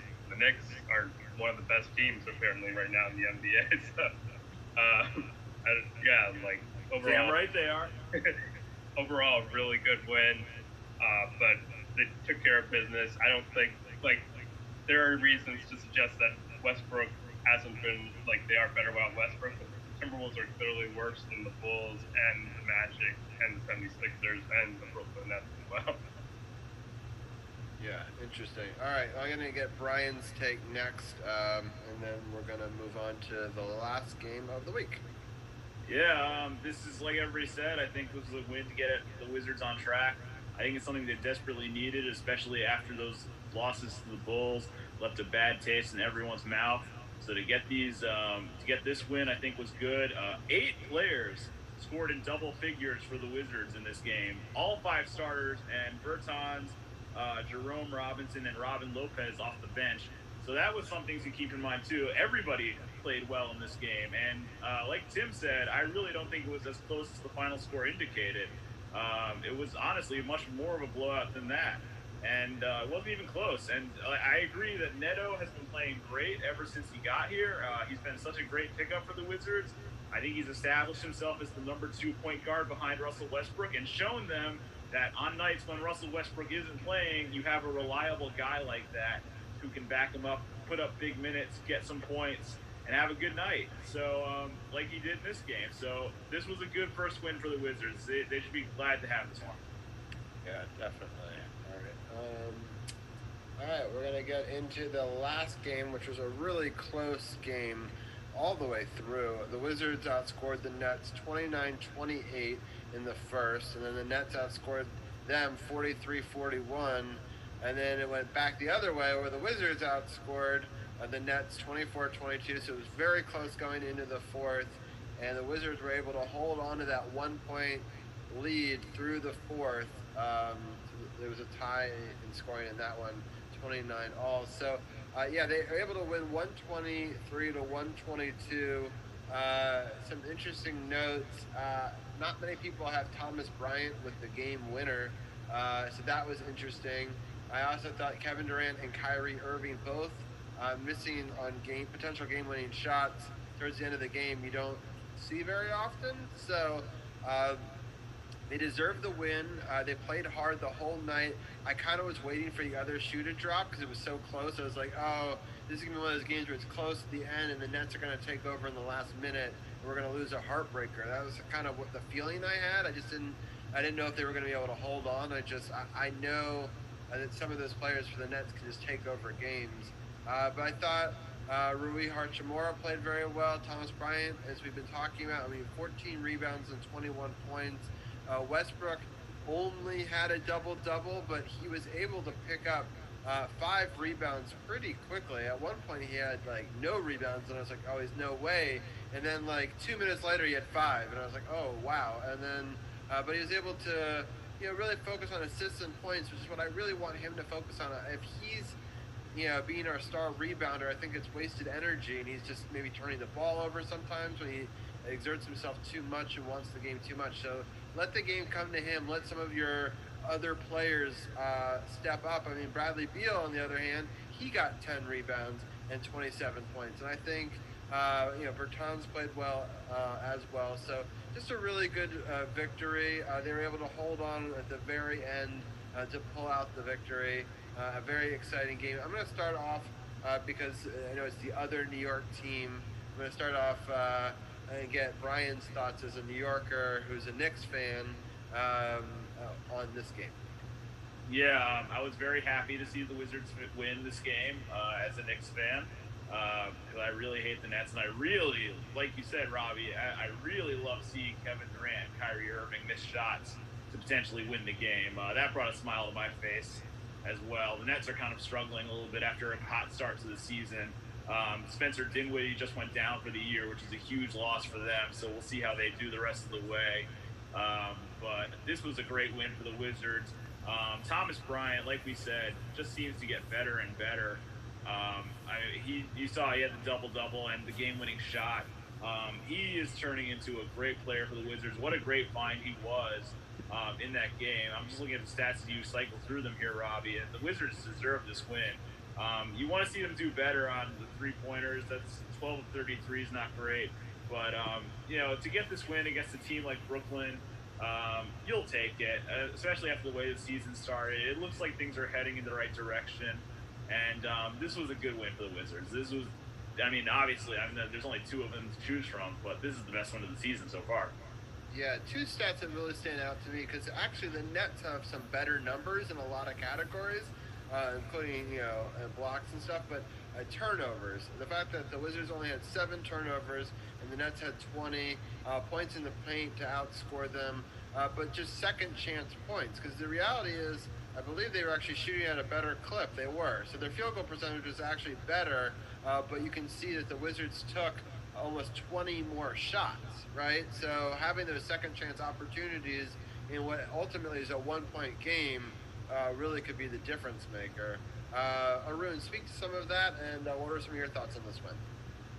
Yeah, the 20 turnovers for the Nets is probably like the difference in the game, and if not for Westbrook and Beal struggling so much from the field, they only shot 16 for 50 from the field, which is pretty crazy. But Westbrook didn't actually have that many turnovers. He only had 2 turnovers and 10 assists. I think he did a good job getting his teammates involved. He did take some questionable threes down the stretch of this game with pins for shaking their heads. But at the end of the day, he did have 14 of his 24 points in the fourth quarter. He did pull out the win. As you alluded to, the missed shots by Irving and Durant were pretty big. I thought the Durant shot was definitely going to go in, and it's pretty funny because Irving was saying that he finally has a big shot maker on his team, and those were shots taken at LeBron James, and if they didn't knock down the shots, and LeBron James knocked down plenty of those shots against the Wizards, and I'm glad that Irving took those shots instead. But I don't know, Phil. I'm pretty sure it won't. If this was like a playoff game, I'm not sure this would have the same effect. But Karis LeVert, 3 of 13 from the field. He's been a Wizards killer. So I don't expect him to do that poorly next time around. It was still a good win, though. Beating a Nets team, they're not playing really great defense. Thomas Bryant, I agree with you, all you guys. He was the player of the game, and definitely the best win of the season. I'm glad. It's just weird that Troy Brown Jr. and Bonga are being benched. They picked up their options, as Ken said last week, but they're playing Jerome Robinson. They didn't pick up his option. He drew 3 offensive fouls on the Nets. He played well. It'll be interesting to see what the game plan by Scotty Brooks is going forward. Maybe not picking up the option is a strategy to see that they got to prove themselves for whatever future contract someone else has. And who knows, even if you don't pick up the option, I wonder if you could still work out some sort of extension or something, even if you don't initially do it. Because I think that those are the extensions past this year, right? So they could still work something out eventually, I think. They think they'd you get them at a lower price at $4.5 million. The thing is, they're also developing Troy Brown Jr., the number 15 pick from a couple of years ago, and Bonga, I guess why did they take that strategy with those other guys? Like, obviously, if they think they can beat them at a lower cost, and then Robinson going to outplay those guys, he's going to demand more money than that. I just think it's just maybe it's a wake-up call for Robinson, and maybe he was like playing down his stock, but he didn't make a shot from the field. A lot of Wizards Twitter is angry that Troy Brown Jr. and Bonga aren't playing. It worked out today. We'll see what happens going forward, and that could be another reason why Scott Brooks may be on the hot seat for fans. We shall see what happens. I'm not criticizing him. It worked out, so let's see what happens. Yeah, but fans still are criticizing the coach. They were actually a little mad that they got the first win because they thought if they lost that Timberwolves game, the coach may have been fired. So I think fans kind of are done with him. It'd be interesting to see if they can go on a little bit of a run here. Tim, what are some of your thoughts on this big win against the Nets? Yeah, obviously turnovers were key. Also, now in the last 3 games, Thomas Bryant has shot 26 for 30. So he's taking very high-quality shots, making them. He's playing great basketball. He got a huge offensive rebound that allowed his game-winning dunk. And the Wizards were very lucky to beat a team this good. Beal and Westbrook shot a combined 16 for 50, which is terrible, but at the same time, they were clutch in the fourth quarter, and Beal had over 25 points, which he's done every game this year, and that's a franchise record that he continues to extend. So shout out to Bradley Beal. But I like that Bertans is heating up and his minutes restrictions are over. And I just hope, like everyone's been saying, Brooks can figure out his rotations, figure out who he wants to play. It's kind of weird. Guys are getting 20 minutes a night, then they get a DNP the next night. Maybe they start the night after that. But hopefully once, we figure out who our first, second, and third string are at every position, the Wizards will be rolling and play more games like this. But I don't know about you guys. I did assume that Durant or Kyrie were going to make one of those shots. I kind of just stopped breathing that whole possession. But when it ended, I was like, oh, wow, we won. I'll take it. But yeah, I was shocked. I couldn't believe it. I had to rewind the entire section and watch the whole thing again because I was like, did that really just happen? It's odd to, really with all sports, but especially the NBA, without fans in the arenas, a lot of the games end in a very anticlimactic way where there's just silence and the clock's at 000, and you're just, you're used to that fan feedback when the game ends in a one possession game, and you don't get that. It was the same thing with the terrible Rui pass. Like the Bulls stole it and they just sort of walked away, and I was like, that's the game. Yeah. But I guess we'll only have that happen this year, and hopefully we'll get fans back next year. Sounds good. All right, DC's People's Champ, your take on this game before we're gonna quickly go through the upcoming schedule. Right. So Thomas Bryant once again just playing so well, and who would have thought that he would be the one that gets a game-winning shot against this team to get this very big victory. Tim kind of stole my thunder there with the 60-50 from our backcourt, but that's okay. But it is a very shocking to the system stat that our backcourt shot that much and shot that way from the field, and still managed to combine for 51 points. So that's a really mind-boggling stat that they combined for 51 points, but they shot 16 and 50 from the field. Rui continues to play very solidly. This was a game right here where they definitely just had to be gritty and had to gut it out against a team that's led by 2 all-pro players such as KD and Kyrie. And the fact that they were able to pull this one out and to be able to get this victory, which I think I was the only one that called that they would win this game, is just absolutely mind-boggling. But this gives them a lot of confidence as they go into their next games, knowing that they were able to beat a very technical team like the Nets, and to be able to get their second straight win and be able to start building up on that to be able to maybe get themselves back into the picture in the Eastern Conference. Yeah, I totally agree. All right, so the upcoming games, real quick, I'm just going to list out the times and the games, and then I'll get your guys' just quick take on the sort of the 3 games. Well, I guess we'll talk about the 4th one because the Suns one, it will be during our podcast. And next week, there'll be the Return to Hockey podcast. We'll also have the NFL playoffs to review. We'll also break down these 3 games that are done, but also the other games should be just finishing right around our podcast time. So it'll almost be like a post-game show for it.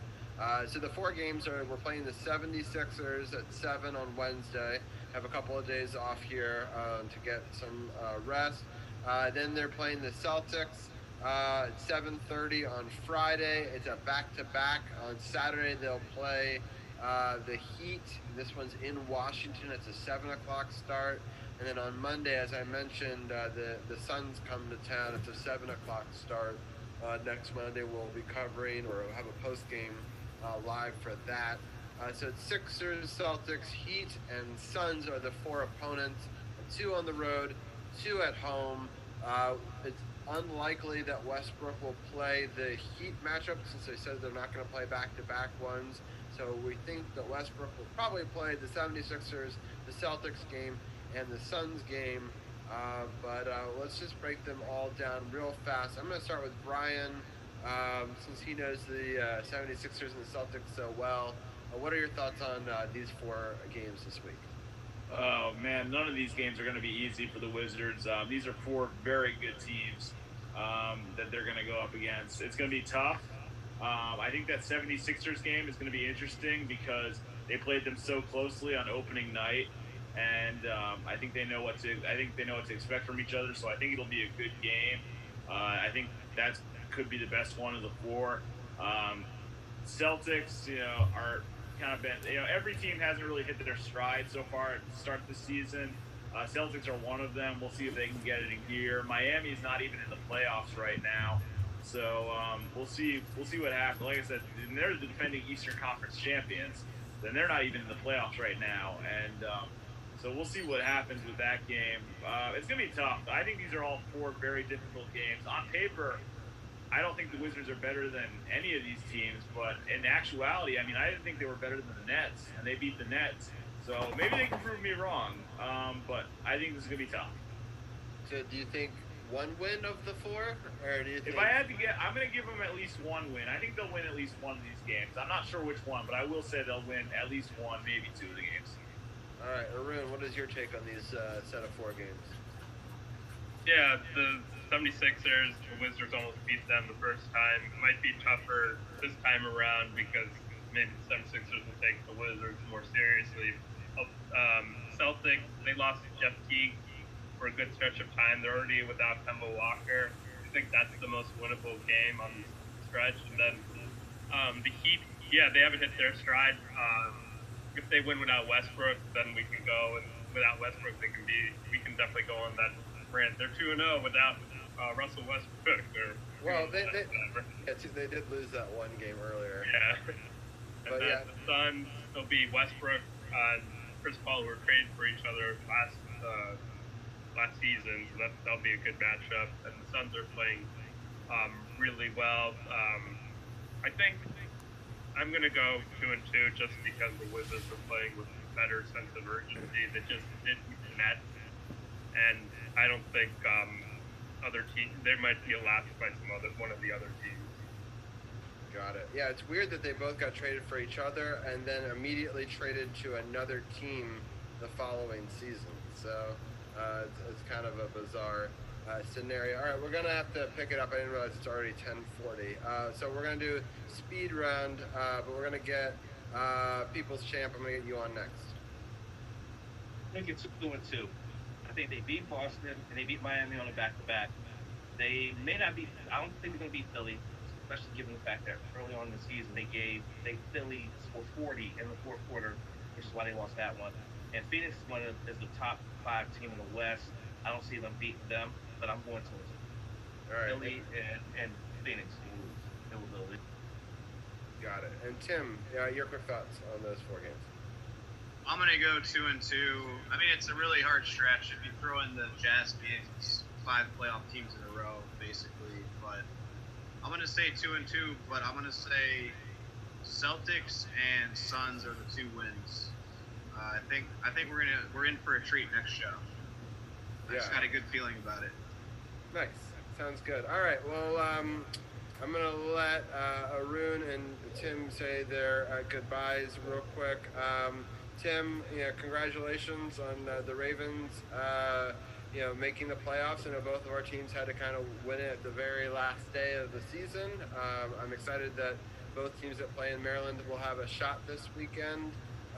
Any final thoughts on that or the Wizards or anything else before we let you go? Yeah, I mean, I'm just excited for the DMV to have the 2 teams in the area both make it. It's going to be an extremely interesting weekend. I think both teams in the NFL playoff wildcard round have really tough matchups. It's not the team that I would choose for either to necessarily play. But, hey, once you're in the dance, you never know what's going to happen. And both teams have a little bit of momentum. So my hope is, at least with the Ravens, is that they can win, obviously, and somehow avoid the Chiefs in the second round because nobody wants to see Mahomes. But with this weird seeding structure, there's even a scenario where a wild card team could have 2 home games if the cards fall right. So I'm not saying that's going to happen. That's like my pipe dream. But I guess long story short, go Washington football team, go Ravens, make us proud. Sounds good. Well, appreciate your time as always, Tim, and we'll have you on next week after that Suns game. And good luck to your Ravens. Thank you. Have a good one, guys. All right. Thank you. All right, Arun, I'll give you your final take before, and I'm going to actually exit out of this screen share. And Arun, what is your final thoughts on this week? Just looking forward to the Washington football team playing Tampa Bay. It's like the 3rd time, I think, since I started, in my lifetime that they played each other in the playoffs in '99. Norv Turner was coaching the team. Now Scott Turner is the OC. 2006, they went against John Gruden, brother of Jay Gruden, all-time Redskins coaching, great. And RG3 was a crazy year. RG3 was on the field and threw a touchdown pass against Washington in 2020. I was alluding to Carol saying that touch field, but also saw the field. So lots of former Washington greats seeing the field. How do you find a way to work in RG3? Oh yeah, that meaningless. He also, and speaking of Brian, RG3. He didn't lay down games on purpose. He eliminated the Eagles in a meaningless game for Washington, knocked the Eagles out of the playoffs back in 2013. Oh, F all. Damn it, that's all I got for RG3 right now. Setting up. Oh, my God. Thank you, Arun. I appreciate it, as always. We'll have you on next week after that Suns game. Sure. Thanks for having me on. All right, sounds good. Okay, I will think we can bring Carol back in now, and we're going to do an abbreviated, quick, we'll try to do this in 15 minutes, so that way Carol can get some food in him. It's going to be the most exciting wild card weekend ever. Some of the most games you've ever seen played. I know that Brian mentioned on his podcast that he was happy to have 2 extra football games. I am too. I think that it's going to be a really interesting matchup. So let's just go through it. Again, if anybody wants to join us and make their picks, so you'll hear kind of our initial ones. I'm not saying that anyone's beholden to whatever they pick today. They can obviously change it as injury reports and stuff comes available. But based on what we know on Monday, and I'll clip this segment up and probably release it closer to the weekend, here are the matchups. So I'm going to bring up the matchup, and then I'll ask each one of you guys real quickly your thoughts on it. So the first one is the 1 o'clock game on Saturday. It's the Indianapolis Colts against the Buffalo Bills, the first 7 seed to make the playoffs in a long time, against the Buffalo Bills, who looked really, really good through most of the season, and they didn't phone it in on the last week of the season.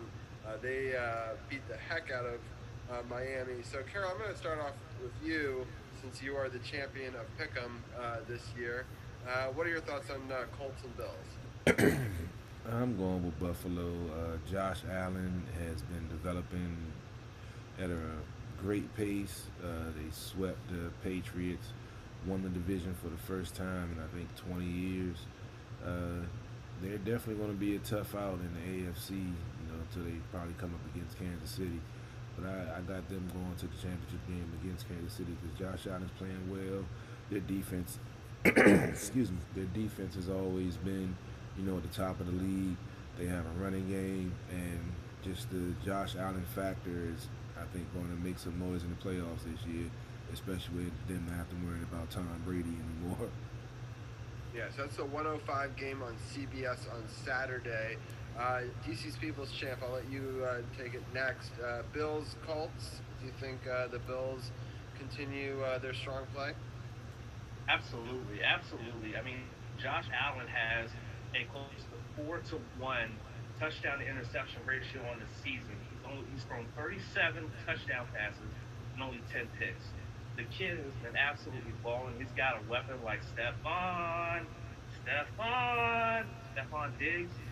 They're playing absolutely well. They got the momentum, beating the absolute crap out of Miami to end the season. Yeah, Indy, they're pretty good, but they're not as good as Buffalo, so I'm going with Buffalo. Yeah, it's interesting. They've got 11 wins on the season, but yet I don't necessarily think that they're as dangerous as almost a Washington football team. I don't know. For some reason, it's very strange. I don't know. They have 11 wins. I can't argue the amount of wins that they've got. But Brian, don't you feel like the Colts aren't the for real team? That they. I mean, I'll say I do think Buffalo's going to win this game pretty easily, but I will say the Colts did have a nice season. They are a good team. They have a good defense. They have a young offense as well. Jonathan Taylor was great in the last game of the season. So they are a good team, and they are kind of built. They almost won their division, and they would have played the Ravens, which would have been an interesting matchup as well. But I think Buffalo's going to win this game. Not only, like Carol said, they swept the Patriots this season, they actually swept their entire division. They did not lose a single game in the AFC East this whole year. The Bills look like they're the real deal to me. I think they are. Some people think they're better than the Chiefs. I won't go that far just yet, but I would love to see them play in the AFC Championship game. So I'm going with the Bills. Yeah, right now 94% of the country is picking the Bills. So I mean, it's a pretty indicative of that. So it'll be interesting to see. I'm going to pick the Bills as well. So let's get in the next game. Saturday, it's a 4:40 game. This game will be on Fox. It's the number 6 Los Angeles Rams versus the number 3 Seattle Seahawks. Carol, what are your thoughts on that one? The X factor is Jared Goff. Had surgery on his broken thumb and looked like he's not going to. Well, they're still keeping up in the air, but I don't think he's going to be able to go. The quarterback, I can't remember his name, the backup that played and won the game against Arizona. John Walford is his name. Yeah, there you go, Brian. I think he has confidence in him after getting him to start and, them winning 18-7. He threw his first pass with an interception, but other than that, he played pretty well. So, with them having a backup in Seattle, being who they are, their defense hasn't been that great this year. But that division match, that matchup, gotta think who I took in my pick 'cause I might be going against my pick. Man, this is a tough one because it's with the Rams not having it and they haven't been able to run the ball, and that's very key. Yeah, that's Seattle, which I know they don't have their fans, but I still feel like. Yeah, I think I'm gonna go ahead and ride with Seattle. I believe I took Seattle on my pick, and I'm gonna ride with Seattle. Champ, what are your thoughts on this matchup? Ain't no way in hell Los Angeles beating Seattle with a backup quarterback who barely played. Ain't no way in hell. Dangerous. Russell Wilson has a 4-to-1 touchdown to interception ratio on the season. He's been playing so well. He's got weapons. He's got the team has just been playing so well in what has been a pretty tough NFC West division. So I honestly feel like they are going to beat Los Angeles, so I'm going with Seattle. Got it. Brian, what are some of your thoughts? Yeah, I'm going to go with everyone else again and pick Seattle. I just don't see. I like John Wofford because he went to Wake Forest, and I used to live right near Wake Forest, so I kind of like seeing Wake guys do well. But I don't think he's going to have a particularly good time. If it is going to be him in this game and not Jared Goff, it's going to be really tough for the Rams to win. I'm going with the Seahawks. Yeah, it's interesting. They seem to have split the series. I was looking at the season series between the two of them. So the Seahawks lost at the Rams 16-23, and then they beat the Rams at home as part of that 4-game win streak to end the season for the Seahawks, 20-9. Goff played in both those games. I think him not playing, though, I got to go with the Seahawks. They have that, the quarterback who's been there in the playoffs before, and he's proven himself time and time again. So I'm going to go with the Seahawks in that one. The night game, it's an 8:15 game on NBC. It's the Washington football team and the Tampa Bay Buccaneers. I'm going to switch it up. I'm going to go the opposite direction. We're going to start with Brian this time. What are your thoughts on this Tampa Bay-Washington matchup? Yeah, I think this will be a better game than most of the national media thinks it will be. I think Washington will give it a tough time. But at the end of the day, I think Tampa Bay just has too many weapons on offense and defense. If Mike Evans plays, that's huge for Tom Brady in this game to have his best wide receiver out there. So I'm going to go with the Bucs. No offense, guys. Sorry, but I think I am going to pick Tampa Bay in this game. And I think it'll be a good one, though. Yeah, for some reason my camera, I think, isn't working anymore. It's weird. Anyway, let's get People's Champs thoughts. I'm going to try to set my camera. We talked about this in the first hour, that if the defense of the Washington football team is able to get a lot of pressure on Brady, that it will disrupt the timing and force him to have to go off schedule on a lot of throws in order to be successful. Officially, I picked Tampa Bay just because of the fact that they play so well on offense and things like that. My heart, of course, is going to be with the Washington football team, but my official pick, I feel like the Bucs are a better team offensively, and the Washington football team, their offense is just not up to task going with this team. So I'm going with the Bucs, but of course my heart's going to be, and I'm going to be rooting for the Washington football team, so I'm not picking the Bucs. Yeah, Carol, what is your official prediction? Here it is. Time's come. I'm going with the Washington football team. I'm shocked. I feel Done it. Exactly. Absolutely. Groundbreaking news.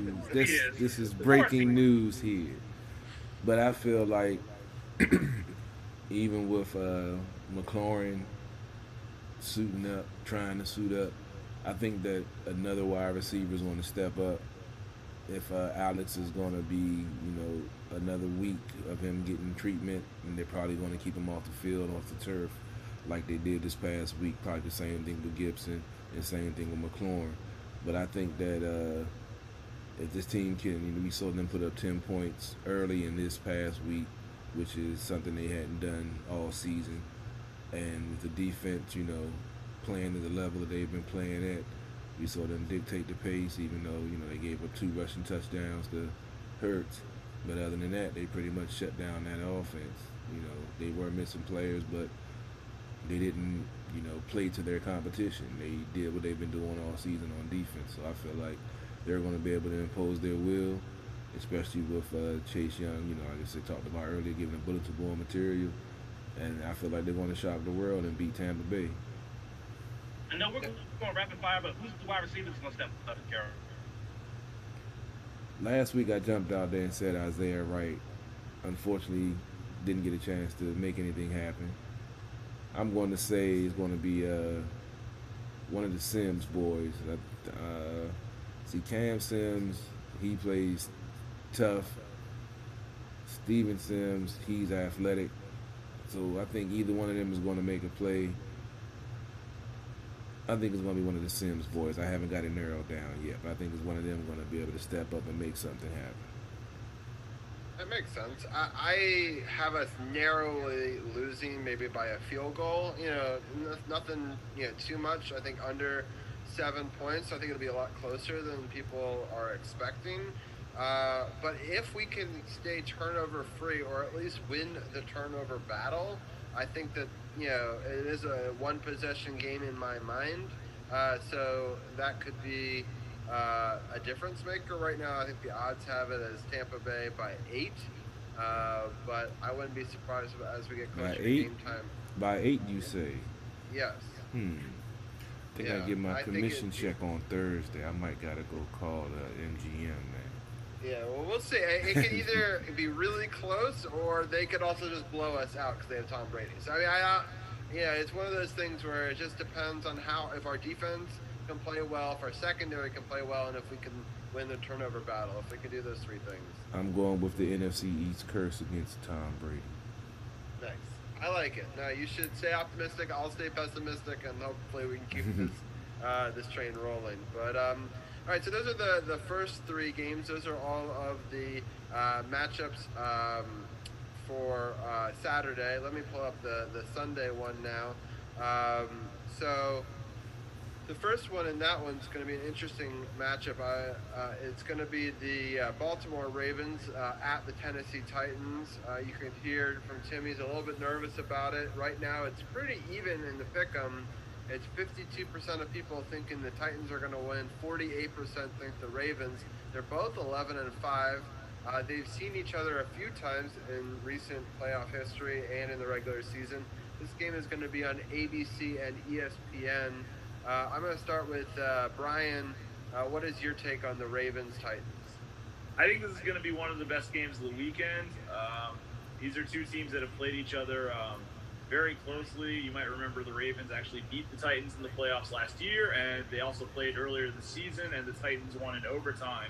Actually, I think I said the Titans beat the Ravens in the playoffs last year, and they also beat the Ravens in overtime this year. So these 2 teams know each other well.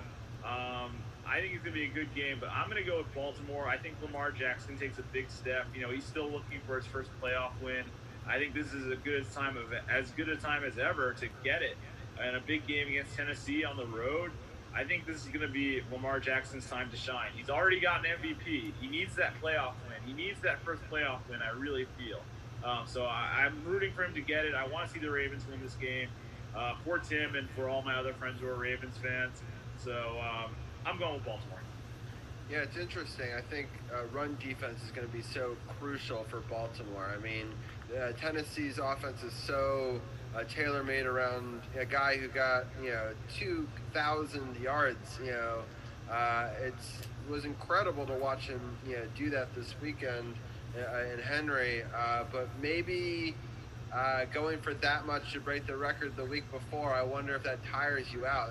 It's a lot of running for sure. Hopefully it does. People's Champ, what are your thoughts on the Ravens at the Titans? Hurricane Henry this weekend became only the 8th running back in history to run for 2,000 yards. That is an amazing feat for somebody.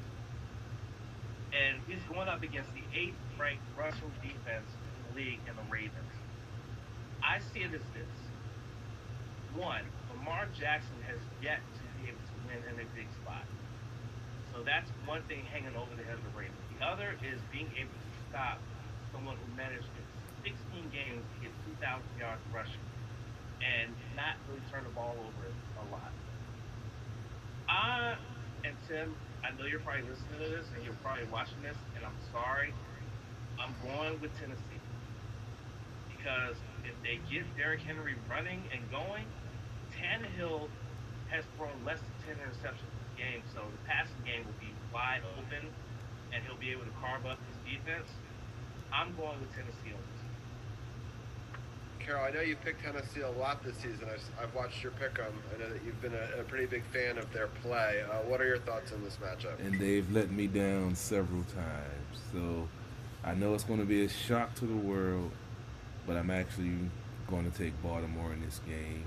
And also, speaking of giving a shout out to Derrick Henry, you also have to give the point that Tennessee Titans are the only team in NFL history to have two running backs that rush for 2,000 yards, because Chris Johnson also ran for 2,000 yards when he played for Tennessee. So that's another little NFL nugget for you if you didn't know. But I think Lamar Jackson is going to take that next step, and he's going to, he's been averaging almost 100 yards rushing the game, and still being a pocket quarterback and still being able to, get the ball to his weapons on the outside. Like I said, Tennessee has, been wishy-washy in some situations where they had a chance to put a stranglehold on their division, and they, failed the lesser competition. Grable is a great coach. Tannehill's been playing great ball. The wide receiver A.J. Brown is a monster. Derrick Henry is a nightmare. But I just think that Baltimore's going to find a way to pull it out. It's going to be a last-second score, maybe 3 points, maybe a touchdown to win the game with, less than a minute on the clock. But I think Baltimore's going to pull this one out because Lamar Jackson's going to want to make a statement game. I hope you're right. We talk about this a little bit on the podcast. I am a Ravens fan. I know that this is a Washington football team podcast, but I do like both teams. I will do what I always do, and I will bet against my team, and I will think the Tennessee Titans will win because of Derrick Henry breaking one late. But I'm hoping I'm wrong. It's, again, 52-48 in the pick'em. It's one of the closest matchups that I see on this. So it could really go either way. And one of those games that you should pay attention to injury reports and stuff like that towards the end of the week. The next matchup is a really exciting one. I've been talking to Brian offline about this. It's something that I've never seen the NFL do before, because they've never done it before. This Bears, which is a number 7 seed, 8-8 team, against New Orleans Saints, a 12-4 team, is going to be on CBS, but also on Nickelodeon. Say what? Exactly. So it's going to be simulcast on CBS, Viacom, and since they own Nickelodeon, for the very first time ever, and they've done one demo broadcast of this and just to make sure that it works, they're going to have like animations and stuff for kids to watch this football game, which I'm very excited about. Kids and one 29-year-old grown male named Brian Brennan, I should add. Right, but I'm going to do this too. I'm going to have it on both screens. I'm going to, in the man cave and see if Zach likes watching with the fun animations and the fun special effects coming out of the game. It could be kind of cool, right? I mean, I don't strongly feel about the Bears or the Saints. I don't even know if I would have necessarily watched this game other than I watch most football games. But I thought that could be kind of a fun wrinkle to see the first time in history where they try to do a broadcast geared towards kids and see what that entails. So I'm really interested about that. There's press release done by Viacom. So if you just search on Twitter about this game, CBS Viacom did a whole release about what they're going to do for it. And I sent the tweet over to Brian earlier. It's really interesting and kind of unique. But let's talk about the football side of it. I'll start off with you, Carol. Do you think it's a foregone conclusion? I mean, the Saints are a much better team than the Bears, but what are your thoughts on this matchup? The Saints' defense isn't really quality, so as we always talk about, they play better with a lead. Drew Brees is coming off an injury. Chicago has won, I think, the last 5 or 4 to make it to the playoffs. Oh, hold up, didn't they lose yesterday? I can't remember. It was a wild show at the bar radio. I don't even want to talk about yesterday.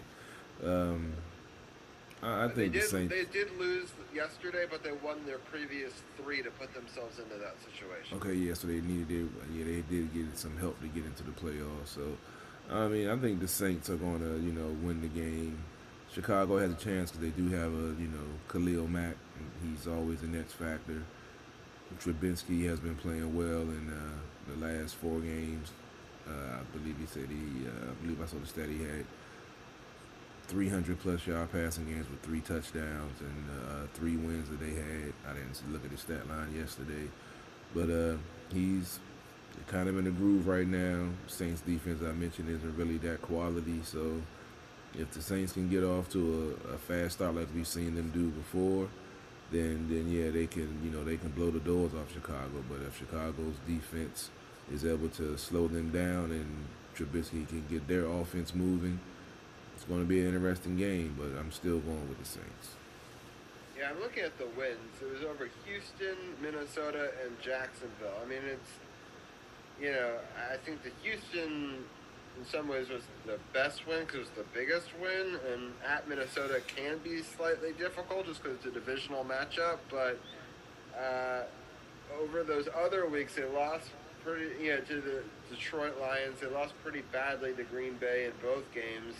And I kind of see New Orleans more in that sort of camp as a team than the other ones, but it'll be interesting. All right, Brian, Rob, not to cut you off, what's the running back situation? 'Cause I saw last week, with Kamara being on protocol and they didn't have, they were shorthanded in running back. Anybody heard anything about that? I haven't had a chance to check on that today. They'll most likely be active because of the fact that the game is played on Sunday instead of Saturday, so they'll most likely. Yeah, cool. They're lucky because if it was on Saturday, the thought was he wasn't going to be able to play, and there's a chance he can play on Sunday. I still think that they could beat them without him. I mean, I'm not saying. I mean, he's obviously their like MVP or one of their star players, but they have a really solid team, they won pretty handedly this week against a Carolina team, which didn't have a lot to play for, but it'll be interesting. Brian, what is some of your takes on this? Well, I watched the Saints a lot this year because obviously I'm friends with Mike, and Mike's a huge Saints fan. And so I got to see a lot of New Orleans this year, and I think they can win this game, honestly, with or without Alvin Kamara. I think they're that much better than the Bears. I mean, Chicago obviously has some talent on defense for sure, but I think overall the Saints are just a better team, and I actually think they might be motivated this year to go on a bit of a championship run because it could be Drew Brees' last season. He's already signed a contract with NBC for a job after his football career ends, so he could already be looking ahead to his life after football, and the Saints may be trying to win a Super Bowl for him. So I think the Saints are going to be motivated to do that this year. I think they can win with or without Kamara, but obviously having Kamara will help. I'm going with the Saints. Yeah, Champ, what are your thoughts? Least we forget, and we all watched this game in our group chat, that the Saints already beat the Bears this year in overtime in Week 8. So they already have the blueprint to beat this team.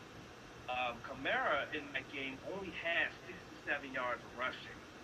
So they really don't need Kamara in this game, as Brian just mentioned, but it would be a bonus to have him in this game.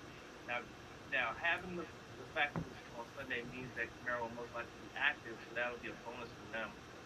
I'm definitely going with the Saints here. They've been really hot. They've only lost 2 of their last 7 games, and Chicago basically had to scrap and grind to get to the playoffs. New Orleans is on a hot streak. I'm going with the Saints. Yeah, I'm going with the Saints too. All right, the last matchup is the Steelers and the Browns. It's a rematch of this week. Pittsburgh did sit a lot of their starters. Cleveland is a surprising 11-5 this season. Pittsburgh is just barely better than them at 12-4. They were kind of in a bit of a free fall after the Washington football team beat them. They ended up losing, I think, 3 out of their last 4 games, I want to say. So, it's sort of a tale. Sorry to cut you all right. Breaking news. After Anthony Lynn was fired of the LA Chargers, Brian, you're going to love this. The Chargers have requested to interview Giants offensive coordinator Jason Garrett for the head coaching vacancy. Interesting. Yeah. I was watching earlier. They were speaking about because I didn't like the firing of Anthony Lynn. Excuse me. He was 31-33. He was on a 4-game winning streak to end the season, but they felt like the sentiment that was being passed along was that they don't feel like that he would be able to develop Hubert the way they want with him, breaking a rookie record for touchdowns, and they think they can have a legitimate run at a title with him under his rookie contract before they have to pay the big bucks for him. So they felt like that was one of the reasons why Anthony Lynn got axed today, which I didn't agree with. But if they hire Jason Garrett as their coach, I don't even know what to say. Real quick, a correction. Anthony Lynn went 33 and 31. 33 and 31. Yeah, I couldn't. Yeah, I knew it was one of them. Yeah, it's now that makes it 3 minority head coaches out of 32 in the NFL. And they were actually speaking about the difficulty of minority head coaches getting a second chance after they get, their first chance and, aren't successful. It normally either takes them a long time to get that chance again or they never get it again. So the league is talking about diversifying the, coaching pool and giving incentives to teams to hire minority candidates with draft picks and other things. It's just sad that they have to do those things to get them to take minority candidates seriously that are quality coaches, and they keep recycling some of these dudes that don't even belong in the league. Jay Gruden, but I digress. By the way, real quick breaking news as well. The Bills, who I picked to win their wild card game, just signed Kenny Stills to be on their team. The Bills did. Nice. Interesting. Yeah, that's right, interesting. Go ahead, Brian. Yeah, I'm sorry. Go ahead. Yeah, no, you're fine. So Pittsburgh's kind of in a free fall. Cleveland Browns are not the Cleveland Browns that we know. Obviously, I don't think we can glean a lot from this week's game because Pittsburgh didn't necessarily put their best foot forward. I think Pittsburgh's still a better team than Cleveland, but it's very close. I'm going to start with you, Brian. What are your? I know you have a lot of Browns fans that you're friends with. What is your take on this matchup? Well, I want the Browns to win because I don't like the Steelers, and I want my friends to be happy. So I'm rooting for the Browns in this game. But I agree with you. I think the Steelers are the better team. The Browns only won that game because the Steelers missed a 2-point conversion, and the Steelers would have won that game with Mason Rudolph. And now they're going to get Big Ben back in time for the playoffs. Somebody who knows how to win in these types of games. I think it's all pointing towards Pittsburgh in this game. But Cleveland's had a great season. They deserve a lot of respect for what they did this season. After years and years of really just being awful, they finally have a great season. So congratulations to them, but I'm picking Pittsburgh. Yeah, Champ, do you agree with that, or what are your thoughts? I do agree with that. I picked Pittsburgh for the game. Yes, they did go through a free fall after they lost to the Washington football team, but I feel like in this situation, going into the playoffs, they have a lot more playoff experience, especially with Big Ben at the helm at quarterback, to be able to right the ship and be able to beat Cleveland. They split the season series against Cleveland this year, but I honestly think that the last game of the season is not indicative of what they can do against Cleveland. So I'm thinking this. That makes sense. Carol, what's your take? All right, officially on my pick'em, as of right now, I have Pittsburgh. But depending on Cleveland's game plan, Cleveland can win this game. When they played them this past week, they threw the ball more than they ran the ball. And that's what Cleveland was successful at, running the ball with a power running game with Kareem Hunt and Nick Chubb. Chubb had 112 yards on 11 carries, and Kareem Hunt only had like 36 yards on like 12 carries, but Baker Mayfield threw the ball over 30 times. So if they go back to their power running game, which I'm thinking was the strategy going into this game, but then passing a lot, thinking that they would win and then face them again in the playoffs, that then they'll switch up and go to more of a power running game to keep Pittsburgh off balance. Like I said, as of right now, I have Pittsburgh, but until I get some more, check out some more reports throughout the week to see what's going on in Cleveland with their practices and see what they're, keying in on. Cleveland has a chance to win this game, I feel, but officially right now it's Pittsburgh for me. Yeah, I agree. I think Pittsburgh's unfortunately going to win, but I'm pulling for Myles Garrett. I really would love the Browns to find a way to win this game. I'll be rooting for them. This game is another night game. It's on NBC. It's at 8:15 on Sunday night. That's the last game. We got through all 6 of them, so I appreciate you guys for helping me break down this matchup again. We'll probably clip this up and release it, on Friday if people miss it live, and we'll also clip up the Washington football team segment that I appreciate both of you guys joining us for as well, and also the Wizards one. We'll probably release the Wizards one before their next game on Wednesday, and then the Washington football team one on Thursday, and then on Friday, this great little roundtable that we did about the NFL playoffs. So people seem to be really enjoying the clips. I know 2 hours is a long show, so I've been trying to do that with my new computer. And but before we let our guys go, I wanted to give one last shout out to each one of them and their final takes, and then Carol and I will give our final thoughts before we go. Once again, next week we're going to be having the NHL the NHL regular season preview. We're going to be recapping 4 Wizards games. We'll recap the Washington football team game, and I think we'll briefly talk about how the general playoffs went, and hopefully we'll talk about a round 2 for the Washington football team as well as part of that. So it'll be a really busy show, probably starting again at 9. We're hoping to have Anna Knox back on. We'll have the Wizards Roundtable. Maybe Dugenay can join us again. So it's going to be a really exciting show for episode 210 next week. Brian, your podcast was hilarious and entertaining. And I know you voiced a lot of concerns that many Giants fans, I feel, must be feeling this morning. I really highly suggest people go to sportsothp.com and click the podcast partners button and click upon further review with Brian Brennan. It's the latest show. I know that you're going to also do a football preview on Friday. I talk about some of the stuff that we were just talking about, even maybe even a little bit more in depth. Let people know where they can catch you on social media, and any final thoughts before we let you go. Yeah, thank you guys for having me on. You can find my podcast, Upon Further Review, with Brian Brennan, on Apple Podcasts, Spotify Podcasts. We've got an official Facebook page. You can find me on Twitter at @BBrian1991. Like I announced on my podcast this morning, I'm in the process of starting a website for Upon Further Review with Brian Brennan. So be on the lookout for that, ufrwbb.com. Nothing yet, but things are on the horizon for that. Just my final thoughts. Again, I'm disappointed with how the Giants season ended, but congratulations to you guys on your NFC East championship, and I will say good luck against Tampa. Thank you, appreciate that. Yeah, I really Brian, take it easy, man. Yeah, thank you.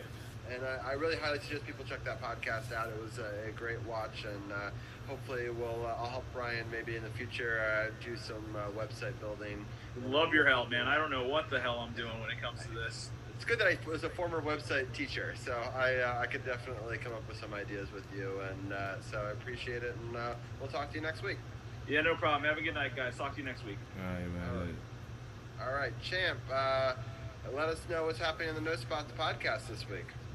Okay, so we put out a podcast on Sunday to preview Wrestle Kingdom 15 both nights. Night 1 has already happened. Night 2 will be taking place at 3 a.m. on Tuesday. I will only watch it when I get up, but we will recap both nights of Wrestle Kingdom and New Year's Dash on the 7th with myself and Sage, and then the podcast proper will return on the 9th with a whole new format and everything like that. So please keep an eye out on that. And again, I'm wearing 2 championships to celebrate the crowning of a new double champion in Japan. So God bless Kota Ibushi for winning the double gold tonight. Hopefully he retains on Tuesday. We'll see. Sounds good. Awesome. Well, definitely check that out. Also on the podcast partners button on sportsothp.com. You can check out the No Spots podcast. We appreciate a fellow True Radio network. I'm happy that we've kept this network going. RIP Black GOP, but I love the friendship that we've been able to create, and I love that you can cover all the wrestling stuff that we can't fit into a 2.5-hour show here.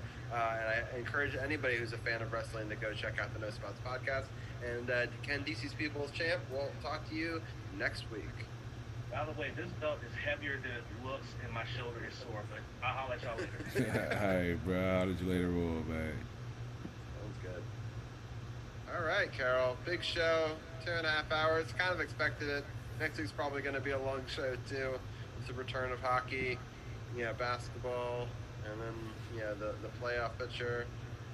We'll have less games to preview for the playoffs going forward. But fun show. Any final thoughts before we head out of here? Nah, man, I'm tired. I got tomorrow my day off, but I got 2 appointments scheduled to sell some cars. So if you're in the market for a new used pre-owned certified, make sure you come on down to Waldorf Honda, 2450 Crane Highway, Waldorf, across from the Popeyes and the Lowe's northbound side. Like I say, I'm in there on my day off. I'm going to work for you to get you the best deal available. I know you done worked hard for your money, so I'm going to make sure your money goes to something that you want, fulfills the needs that you need, and it fits in your budget. So make sure you holler at me. Check out the website, as Robbie talked about, sportsothp.com. Check out the YouTube channel that I'm streaming on now, Carol Porter III with 3 eyes. Periscope apparently is switching over. This is a new platform in March, going to Twitter. So I'm not even going to share that right now until they get all that stuff figured out. And, we're always streaming on Facebook. I share the feed to the Sports OTHP page and my personal page. So just make sure you check us out. Like, share, subscribe, follow. We had 1,997 likes on our page. So, 3 more to 2,000. 2,000 by next week, yeah. 3 more to 2,000.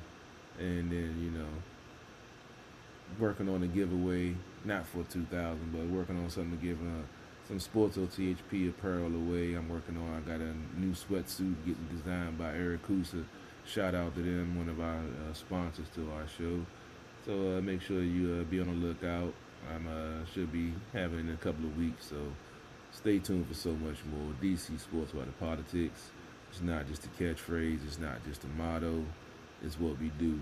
To end the show once again with nephew Renegade 703. Make sure you go check out the video on YouTube. It's already over 11,000 views. Go subscribe. Go check out him on all social media platforms. Renegade. He'll be dropping his album sometime this year, 2021. So stay tuned, man. We got a lot of stuff in the works. So just hold on and buckle up, because you will see us. As always, appreciate y'all checking us out. Go like, follow, share, and tell folks what it's about.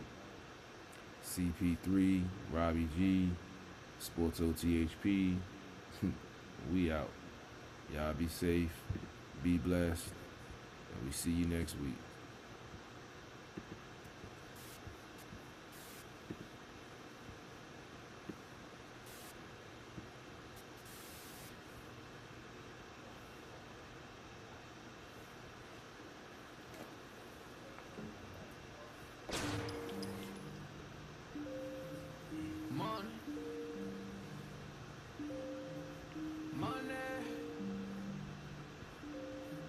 I love that money.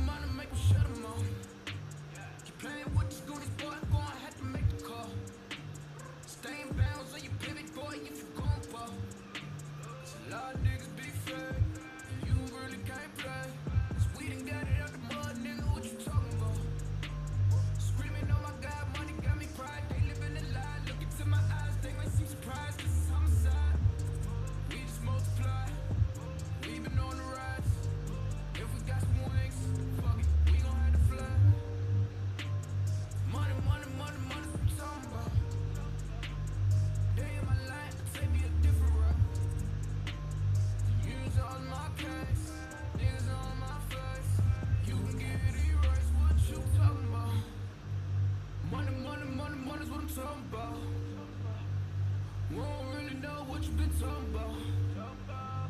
You don't really want to play. You don't know what to say. It's money, money, money, money, money is what I'm talking about.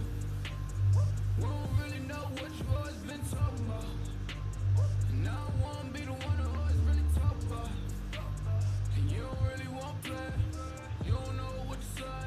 It's money, money, money, money, money is what I'm talking about. You never crossing these borders. I'm whipping it up, Gordon Ramsay. I swear that I'm cooking these orders. You talk about me, you better just hope that you can just really afford it. I'm balling, I'm balling, I'm winning, I'm winning. I'm feeling like Robert to Horry. Nigga, I'm sparring. I count in the morning. They talk about me, then I gotta ignore it. My bitches be foreign.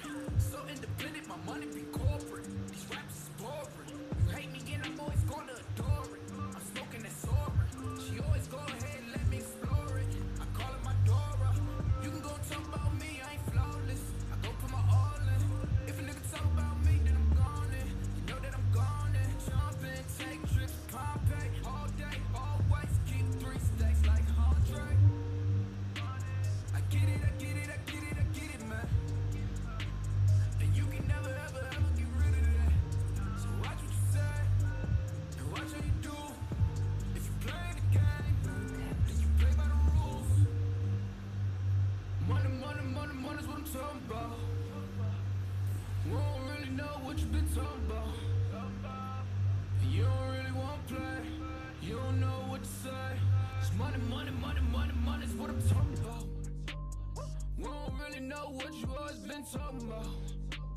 And I don't want to be the one who always really talk about. And you don't really want to play. You don't know what to say. Cause money, money, money, money, money's what I'm talking about.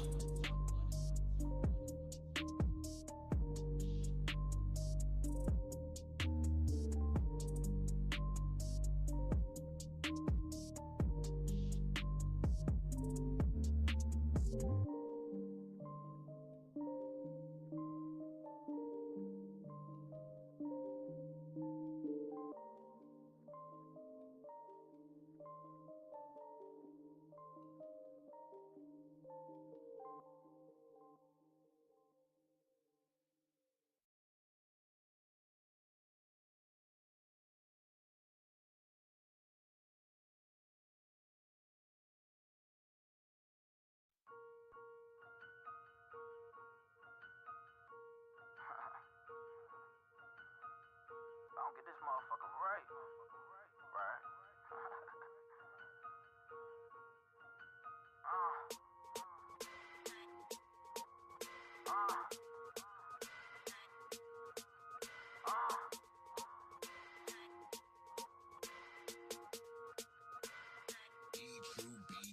If you ain't a boss, switch your position. They hating me on the low.